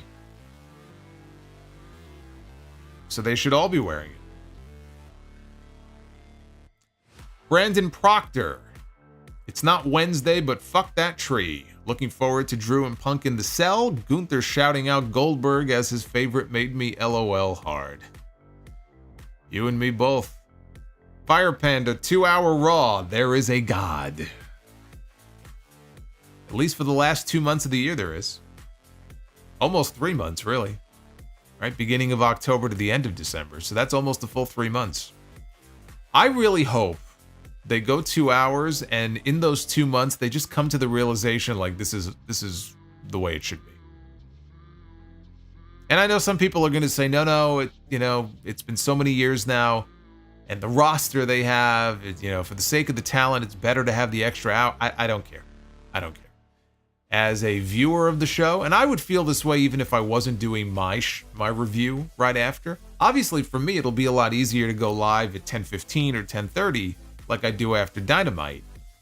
Believe me, that extra hour that I'll get each night of sleep is going to be more than welcome. But if I wasn't doing any of this, and I was just, if I wasn't doing any of this, I don't know that I would be watching Raw every week. But if I was watching Raw every week, I would still want the show to be 2 hours. A weekly wrestling television show should not be 3 hours long. I believe that in 2012. I believe that just the same in 2024. It's just how I feel. The pay-per-views and the PLEs, whatever you want to call them, fine. 3 hours, 4 hours, understandable. Weekly wrestling television, especially when each company has more than one show, it just should not be 3 hours. Now, they've been making a better use of the 3 hours in recent months. There have been a lot of good Raws, some great Raws. But you still have that issue where on a lot of weeks, you get to that point in the show, and usually it's sometime early in hour 3 where it's like, man, this show is dragging. Or, man, this show may end up being like a 65 or 70% thumbs up effort, but man, if this show was 2 hours, this show would have been like 80 or 90% easily. There are a lot of weeks like that. And I've always been of the opinion that And this goes back to when the Attitude Era, the Monday Night War, and you had the two companies competing against each other, and it was so much fun. You're flipping back and forth. You leave people wanting more. You don't want to be like, man, people are like, God, this show's still on. It's like you want to leave them wanting more. Leave them when the show is over. It's like, oh man, can't believe the show is over. I can't wait until next week. Like, that's what I would strive for. At the end of the day, though, it's whatever Netflix is paying for. Is Netflix paying all that money for 3 hours? Because if the answer is yes, then it doesn't matter what I think. They're going to be 3 hours. So, ultimately, that's what's going to decide the answer to that question. Pisco95, I'm conflicted about Raw going back to 2 hours. If Vince was still in charge, I would be celebrating, but Triple H has managed to make those 3 hours watchable. I imagine many mid-carders will not be featured on TV regularly like usual. Well, you know, they'll have to just do a better job of cycling talent in and out in a way that still gets them on television consistently, even if that's not every single Monday. Now, what you don't want is to have a situation where people end up getting left out and they're just not on TV at all, or they're on TV once a month. That's on Triple H. That's on Bruce and Triple H and everybody else involved in the creative process there to make sure that they are cycling talent in and out and using them in the way they need to be used. And if that means they have an hour less to do that on Monday nights, then so be it. But again, I don't care. I don't care. I would much rather it be a 2-hour television show. It's one of the reasons why you all this talk about AEW potentially going to 3 hours on Wednesday. It could happen. Dynamite could end up becoming a 3-hour show. I fully believe that when they were getting bounced around some of their shows and we got some 3-hour blocks a few months ago on Wednesdays, that was a test. I think that was an experiment. And I'm not happy about that. You know, if it happens, it happens, but I'm not happy about that. The Juliet says, rest in peace, James Earl Jones, aka Darth Vader. Alex with the 10. Alex, thank you. Brother Solo, as someone who does this for a living, which of these two is best for Solomonster's business? WWE's deal with Netflix or AEW securing a long-term deal with Warner Brothers Discovery? I mean, they're both good for my business. I want both shows to thrive and do well so I can review them both. But if one had to go and one had to stay, then WWE is much better for my business. And again, it doesn't change my thoughts and opinions on things, right? Some weeks I praise the show, some weeks I trash it. It's no different with AEW. Not loyal to one over the other, but if you're asking me in terms of just pure numbers and views and ad money and all that stuff, the WWE stuff gets more views and engagement than the AEW stuff. And it's pretty much always been like that, except at the beginning. At the beginning when AEW first started, excuse me, at the beginning when AEW first started, I feel like it wasn't like that. There was a lot more enthusiasm on the AEW end, but it definitely mellowed over time.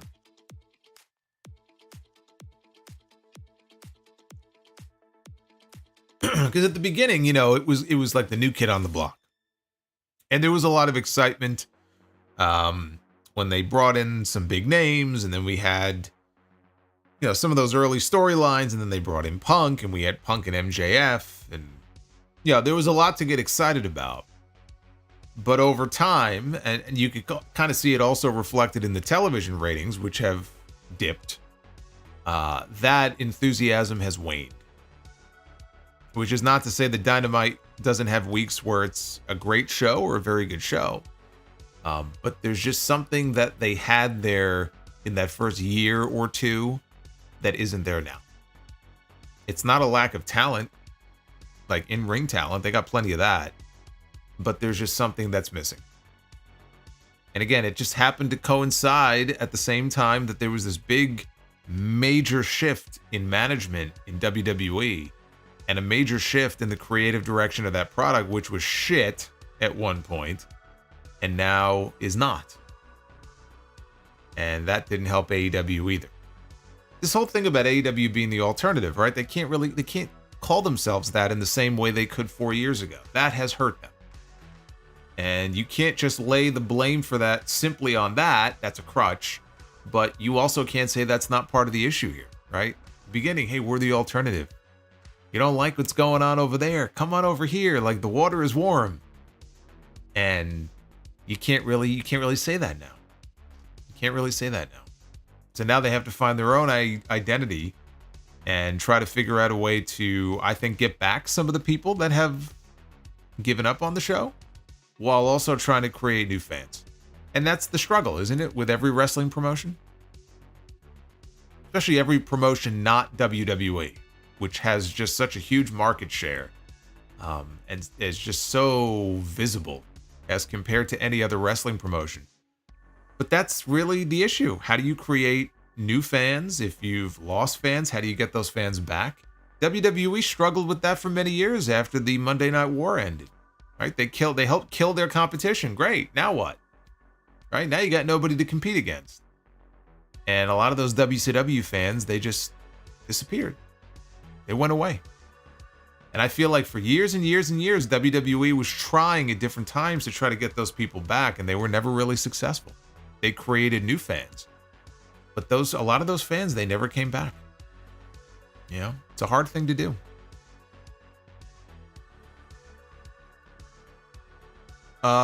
We've got Awunu Ogenetega. I hope I'm saying that right, with the $3 super chat. I want to see the Solomonster against the Great Khali in the Punjabi prison match. The greatest Be the Booker match of all time. I didn't notice if that was actually in the poll. Is that listed in the poll? I think myself and Goldberg is on there. I don't know about me and Khali. Probably not though, right? Because that was before May. Yeah, he was only doing matches from May through August. Kung Fu Joseph, I hope the Yeet Man wins the Intercontinental belt or else Rikishi will lose his mind. Yeah, Rikishi's not going to be very happy. Grant Hudson, Solo, did you catch Joe Tessitore kept referring to the hospital as the dreaded local medical facility? I started having war flashbacks. Oh, I noticed it. He did it twice. Joseph Olivo, thank you. Jesus, 2 hours of Raw. I like to think that that's WWE's birthday gift to myself. October 7th is the day after my birthday, but I would like to think that's their little belated birthday gift to me. Moving Raw to 2 hours. Ian Gomes. I'm assuming it's Gomes and not Gomez. $15 super chat. Ian, thank you. Is long-term booking sometimes too long? I feel like I have no interest in the weekly shows and smaller PLEs and wish that War Games happened this weekend or big matches in WrestleMania happened already. That's natural.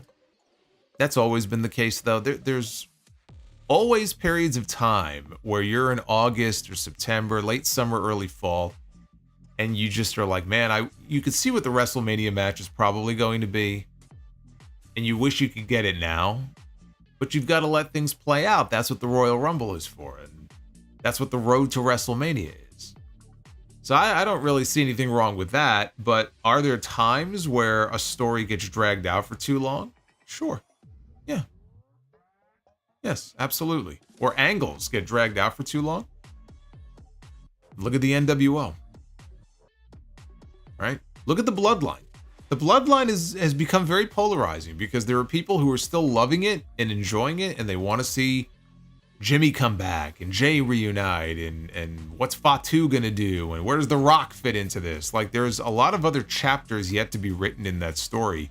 They haven't lost me yet, but there have been periods during this Bloodline story where it's like, all right, this feels like this has jumped the shark, like after SummerSlam last year when Jimmy cost Jay the championship in that terrible match.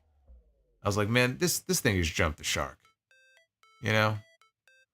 I used to really be entertained by it. I was enjoying it, and now it just feels like they've dragged it out for so long.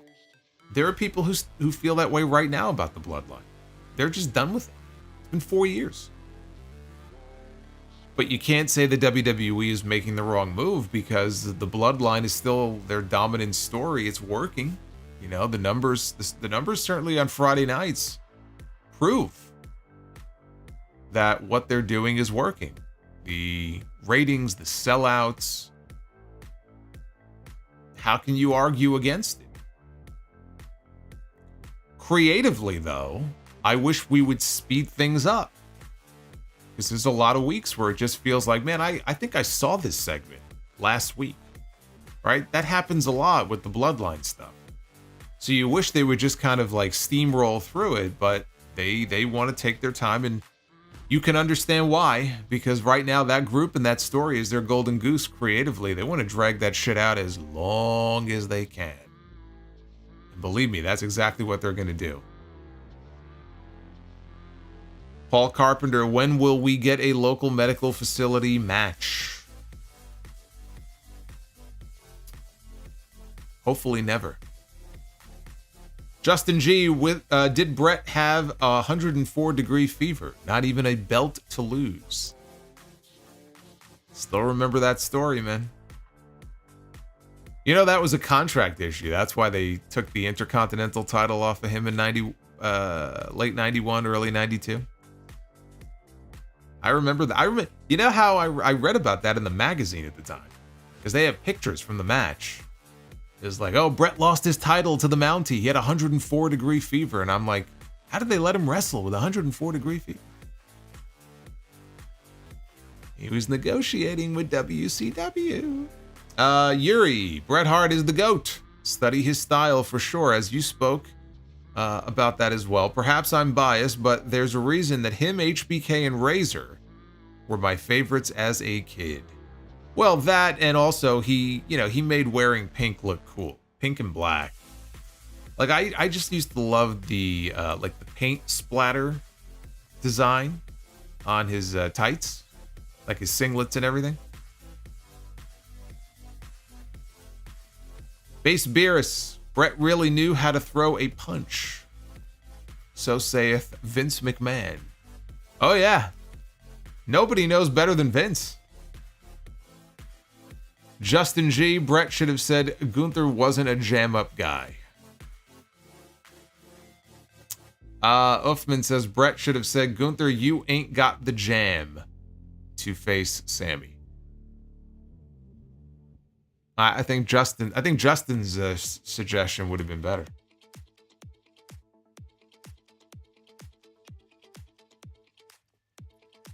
Z Paul Senti, thank you for the super chat. Be calm, see clearly. One time is too many. I got into an accident while high.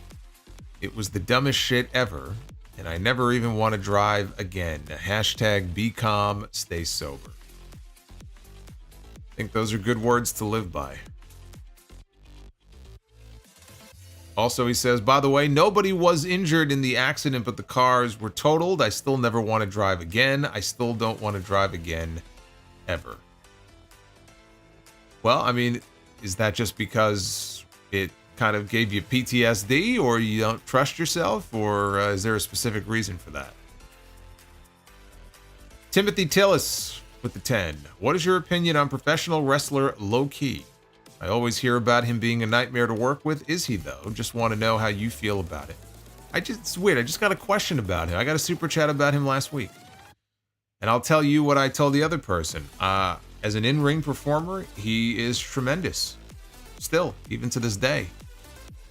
He was a mainstay for a while in House of Glory over the last few years. It's been a while since he's had a match with us. But very well respected. Every time I've interacted with him, he's very nice. And being able to call many of his matches in recent years, there's an intensity about them that I like. Because again, physically, he's not the biggest guy.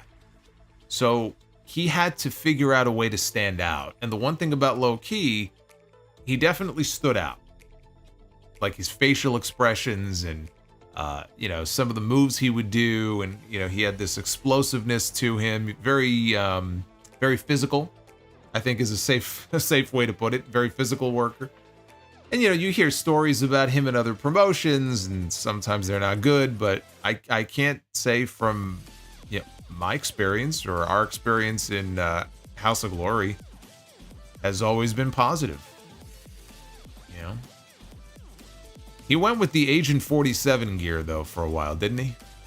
I remember when he first used it. I think it was in New Japan, and he's been wearing it ever since. I guess when you find something that works, you stick with it.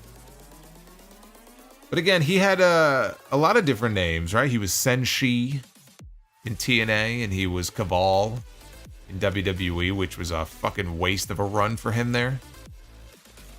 But no, I mean, super talented. And he's had some great matches in his career. Unhinged main event, Frau. Salute to the Solomonster and the chat. I salute you too, Frau.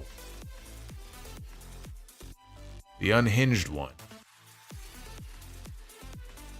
Yuri. LOL. They do sell Bret Hart merch at Walmart right now. It's like an image of his singlet on a white t-shirt and his glasses. Okay, yeah, so it's sold at Walmart, and it looks totally cheap. It literally is. It's his singlet on like a white shirt. It looked like a muscle shirt. It looked like it had like muscles like drawn onto it though. Not the best Bret Hart costume I've seen. You could probably find a better Halloween costume for him on Amazon. Power Spying Games, I voted for the funny matches in Be the Booker's poll. Again, go vote. It's pinned to the top of the chat. Yes, that. Who said that? Somebody, yeah, Maze. That's another good point. The other thing about Low-Key that stands out, speaking of James Earl Jones earlier and his deep voice, Low-Key and Samoa Joe have something in common. They both should be voice actors. And I'm almost positive Low-Key has done voice work before. But Joe and Low-Key could absolutely be voice actors with voices they have. So that's definitely another aspect to him that stands out. When he speaks, he's got that deep voice. Uffman Entertainment, speaking of Canada, Mets beat the Blue Jays in Toronto. For Grimace. Let's go Mets. That is true. You know what else is true? Daniel Jones has thrown more touchdowns for the other team than he has for the New York Giants. Hoffenheim, how about them Jets? I didn't even pay attention to what happened tonight, so can't comment on it. Didn't pay attention to it. Game Tourney Forever. Great show, Solo. My son asked about Bret because of the crowd reaction tonight. I switched from Raw to the 97 Canadian Stampede, and he was blown away. See, that right there is great parenting. I would do the same thing. Honestly, if that were me, and I was trying to introduce my kid to wrestling, I've always said that I would start them off on the old stuff. Not even expose them to the new stuff. Like I would want, it's like living in a time warp. I would want to start them out with wrestling as it used to be, so they know what wrestling used to be. But yeah, Bret's one of those people where I would show Bret matches to my son, absolutely. Devin from NJ. Solo in the Judgment Day against Solo Sikoa and JD McDonough. Book it. Sounds like a terrible match.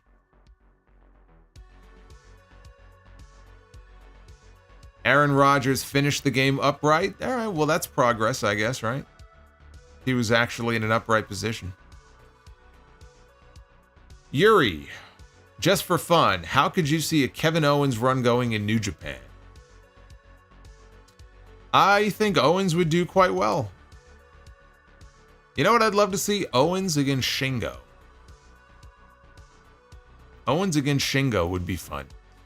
And Kenta could try to get revenge on Owens for attacking him in the parking lot in NXT all those years ago. The Mount Vernon kid, Christopher Bennett, rest in peace to the great and legendary James Earl Jones. His legacy will live on forever. I just think of Terry Funk now that you said that. Forever! Forever! Yuri, let's go Mets, even if they always upset us. D Extreme MWE. Tony D'Angelo may have just paid Moose. I did see something online, a video, teasing something for NXT tomorrow night. See, I saw that. I thought Hammerstone, but you could be right. It could be Moose. Manuel Macias, is the plan for Rock to beat Cody at the Royal Rumble. Then Roman beats Rock at WrestleMania. I hope I'm wrong, but I can see this potentially happening. The Rock is not going to wrestle Cody at the Royal Rumble. Not going to happen. If Rock and Cody are wrestling, it will be at WrestleMania. D Extreme, I'm not telling you what you already. I'm not telling you something you don't already know. That's just to correct you on that. Hoffenheim, is the roster of Raw not too big? Is the roster of Raw not too big? I assume you mean is it too big? That's a weird way of phrasing that question. The English student in me is just freaking out right now. No. You should be able to book a 2-hour wrestling show just fine. I don't mean you, but like if you can't book a 2-hour wrestling show because you think your roster is too big, then you need to do some reshuffling of your roster. Booking a 2-hour wrestling show is something they do every Friday and every Tuesday. They should have no issue doing it every Monday. They've only been around doing this for 7 decades now? Yuri, even as a kid who loved wrestling, when they switched to 3 hours, I was like, I got school tomorrow. Y'all fill in time. We don't need this.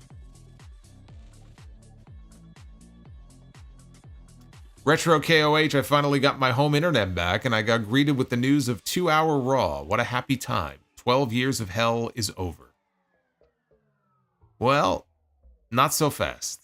It's October through December. And then we'll see what happens. The Winston Slip. 90s Bret had cool hair. Who else had cool 90s hair? Shawn Michaels had that mullet that he was rocking for a while.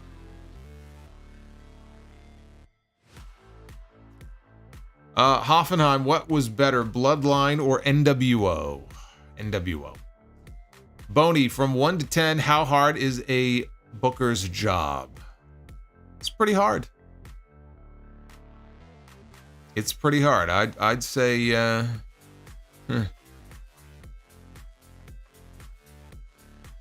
7 or 8. Could be higher.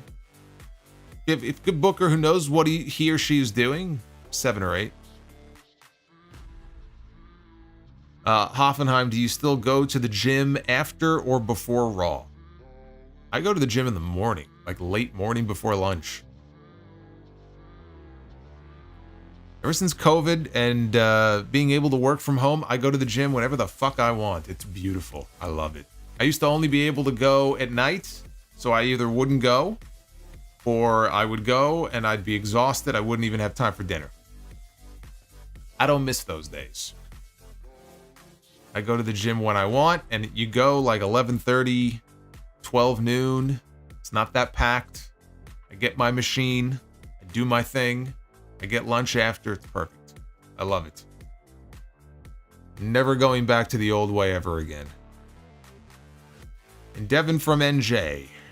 Should Vince Russo be a voice actor? No. No. I don't know how else to answer that question other than saying no. Can't get any clearer than that. All right, we are currently sitting at 465 likes. Thank you guys for that very much. Appreciate the support. We got another super chat coming in here from Jarrett. There it is. On a pole, bro. Talk about great timing, bro. Jarrett Rodriguez.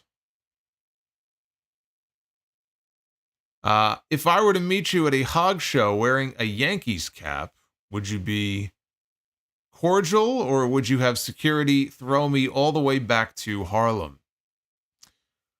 Well, we got plenty of people who show up in Yankees hats that come to the shows. I mean, it's in Queens, so you're probably going to get more Yankees anyway. I mean, it's Queens. You would think you'd get more Mets, but I tend to see more Yankees than Mets. So no, you'll be safe. You'll be safe. As long as you behave yourself. I won't have to send my bodyguard after you. You know what I need? I need to get myself a Camille. That's what I need. I need to get myself a Camille. How do I do that? Let's be the booker. Ladies and gentlemen, it is now time to be the booker. Hey, Harry. Thank you, man. Glad you are enjoying the stream. So let's get into Be the Booker here for September 10th. It is officially September 10th now. We've crossed over into a different day. And shout out to the Mount Vernon kid, Christopher Bennett, channel member for 28 months. He says 28 months, worth every bit. That's what I like to hear.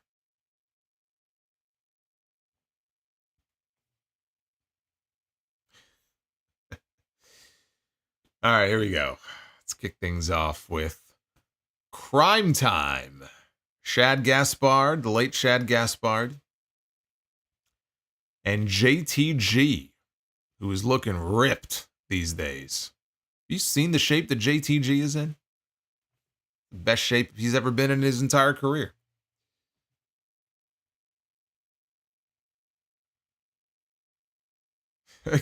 Roderick says, get Camille herself. Apparently Mercedes doesn't need her. Apparently not. She's going to be banned from ringside already. They've been together for not even 2 months. She's already being banned from ringside. I'll bring her into Hog. I'll make her an offer she can't refuse. Crime Time and Head Cheese. Look at this photo. We have a mannequin head and we have Steve Blackman with a block of cheese on his head. This was the Attitude Era. But somehow they made it work. They managed to find a way to make it work somehow.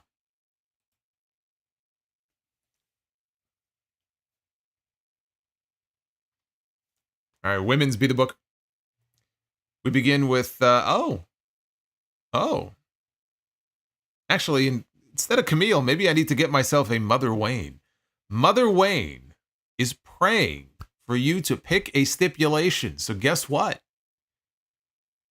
We have to give Mother Wayne what she wants. We've got to pick a stipulation. That's what we're going to do right now. Before we go any further, we have to pick a stipulation here for women's Be the Booker. We have to grant Mother Wayne her wish.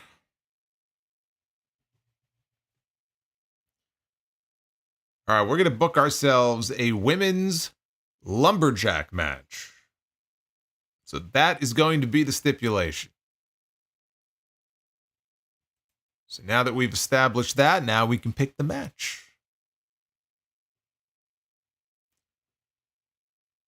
Can you imagine if I ended up being Nick Wayne's stepfather? How weird would that be?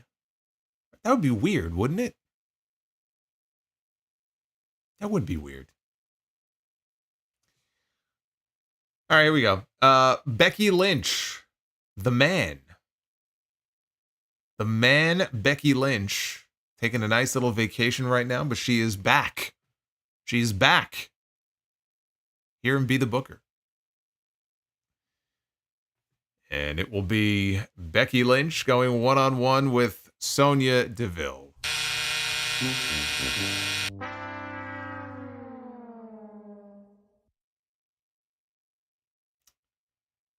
Sonya has not really looked great in the ring since she's come back. I can't say that match really gets me excited.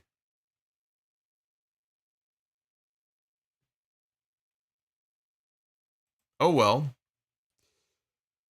We're headed for a disaster here in Be the Booker. This is not good.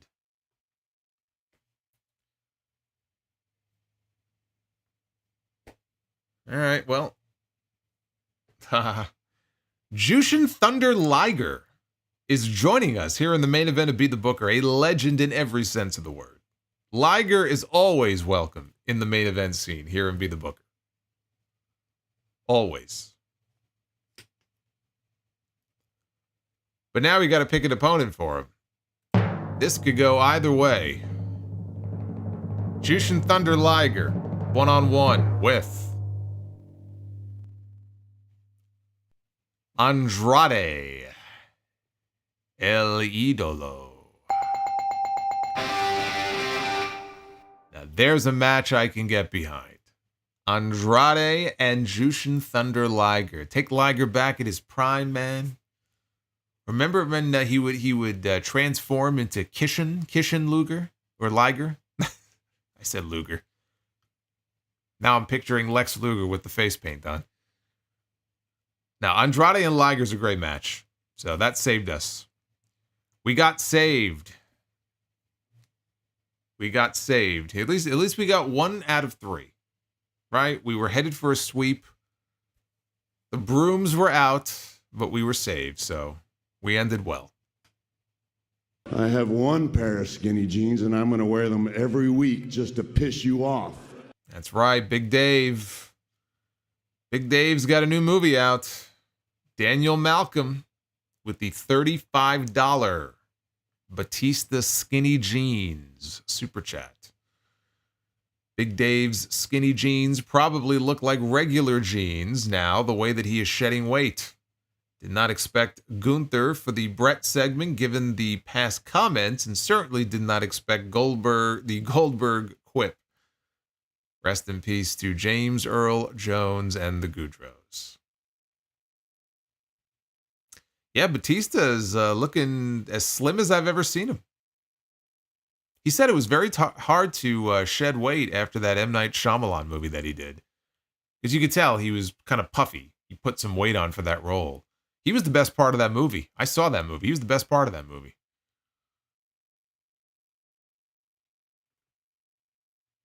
But Daniel, thank you, man. Thank you for the 35.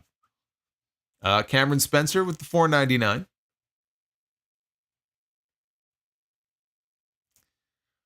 Did you see the clip of a man doing a shooting star off of a roof to the concrete ground full of thumbtacks and rocks? He was rushed to the hospital. No, I did not. Nor do I think that clip exists.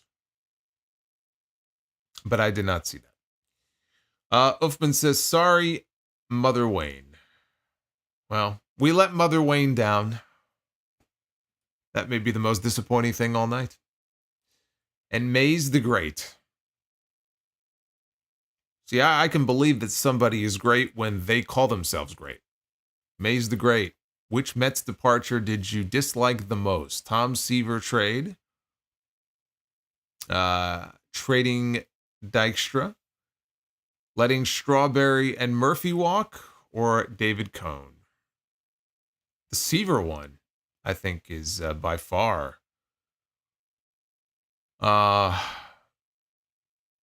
Seaver, I was a Strawberry fan. I was a Darryl Strawberry fan, so that one was tough.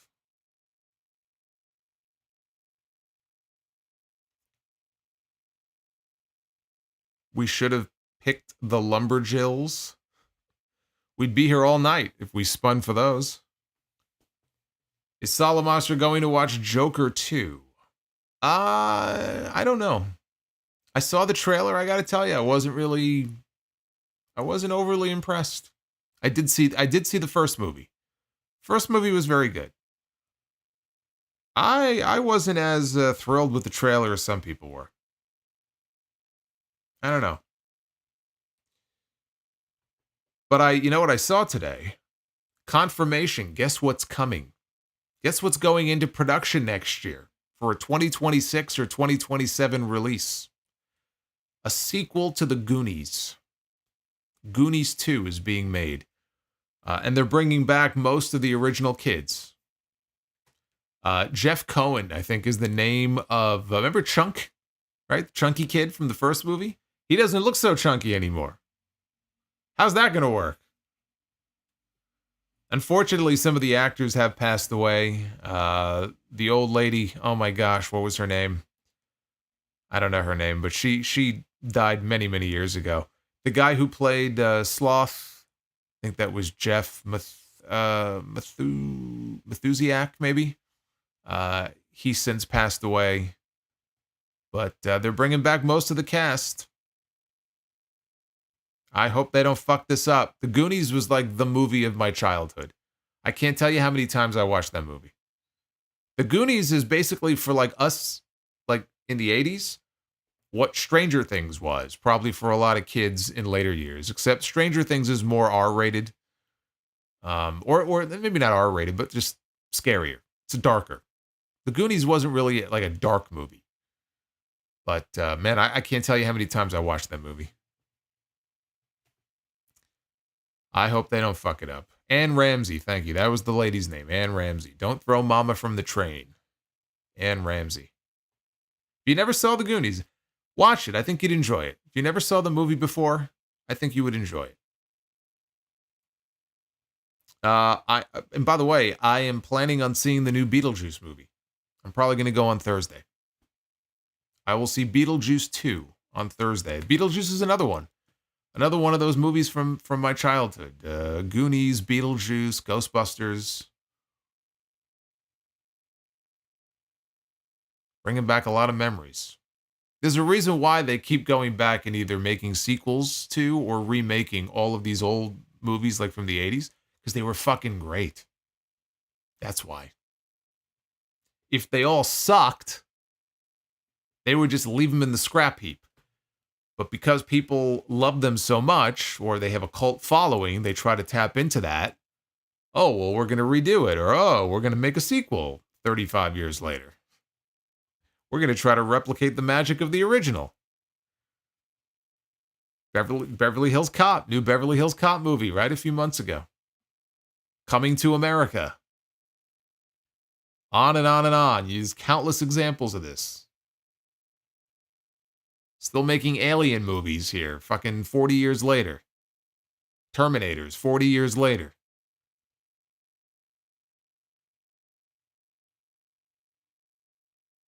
That's right. Thank you, Devin. Spaceballs is getting a sequel. There's another one, Spaceballs.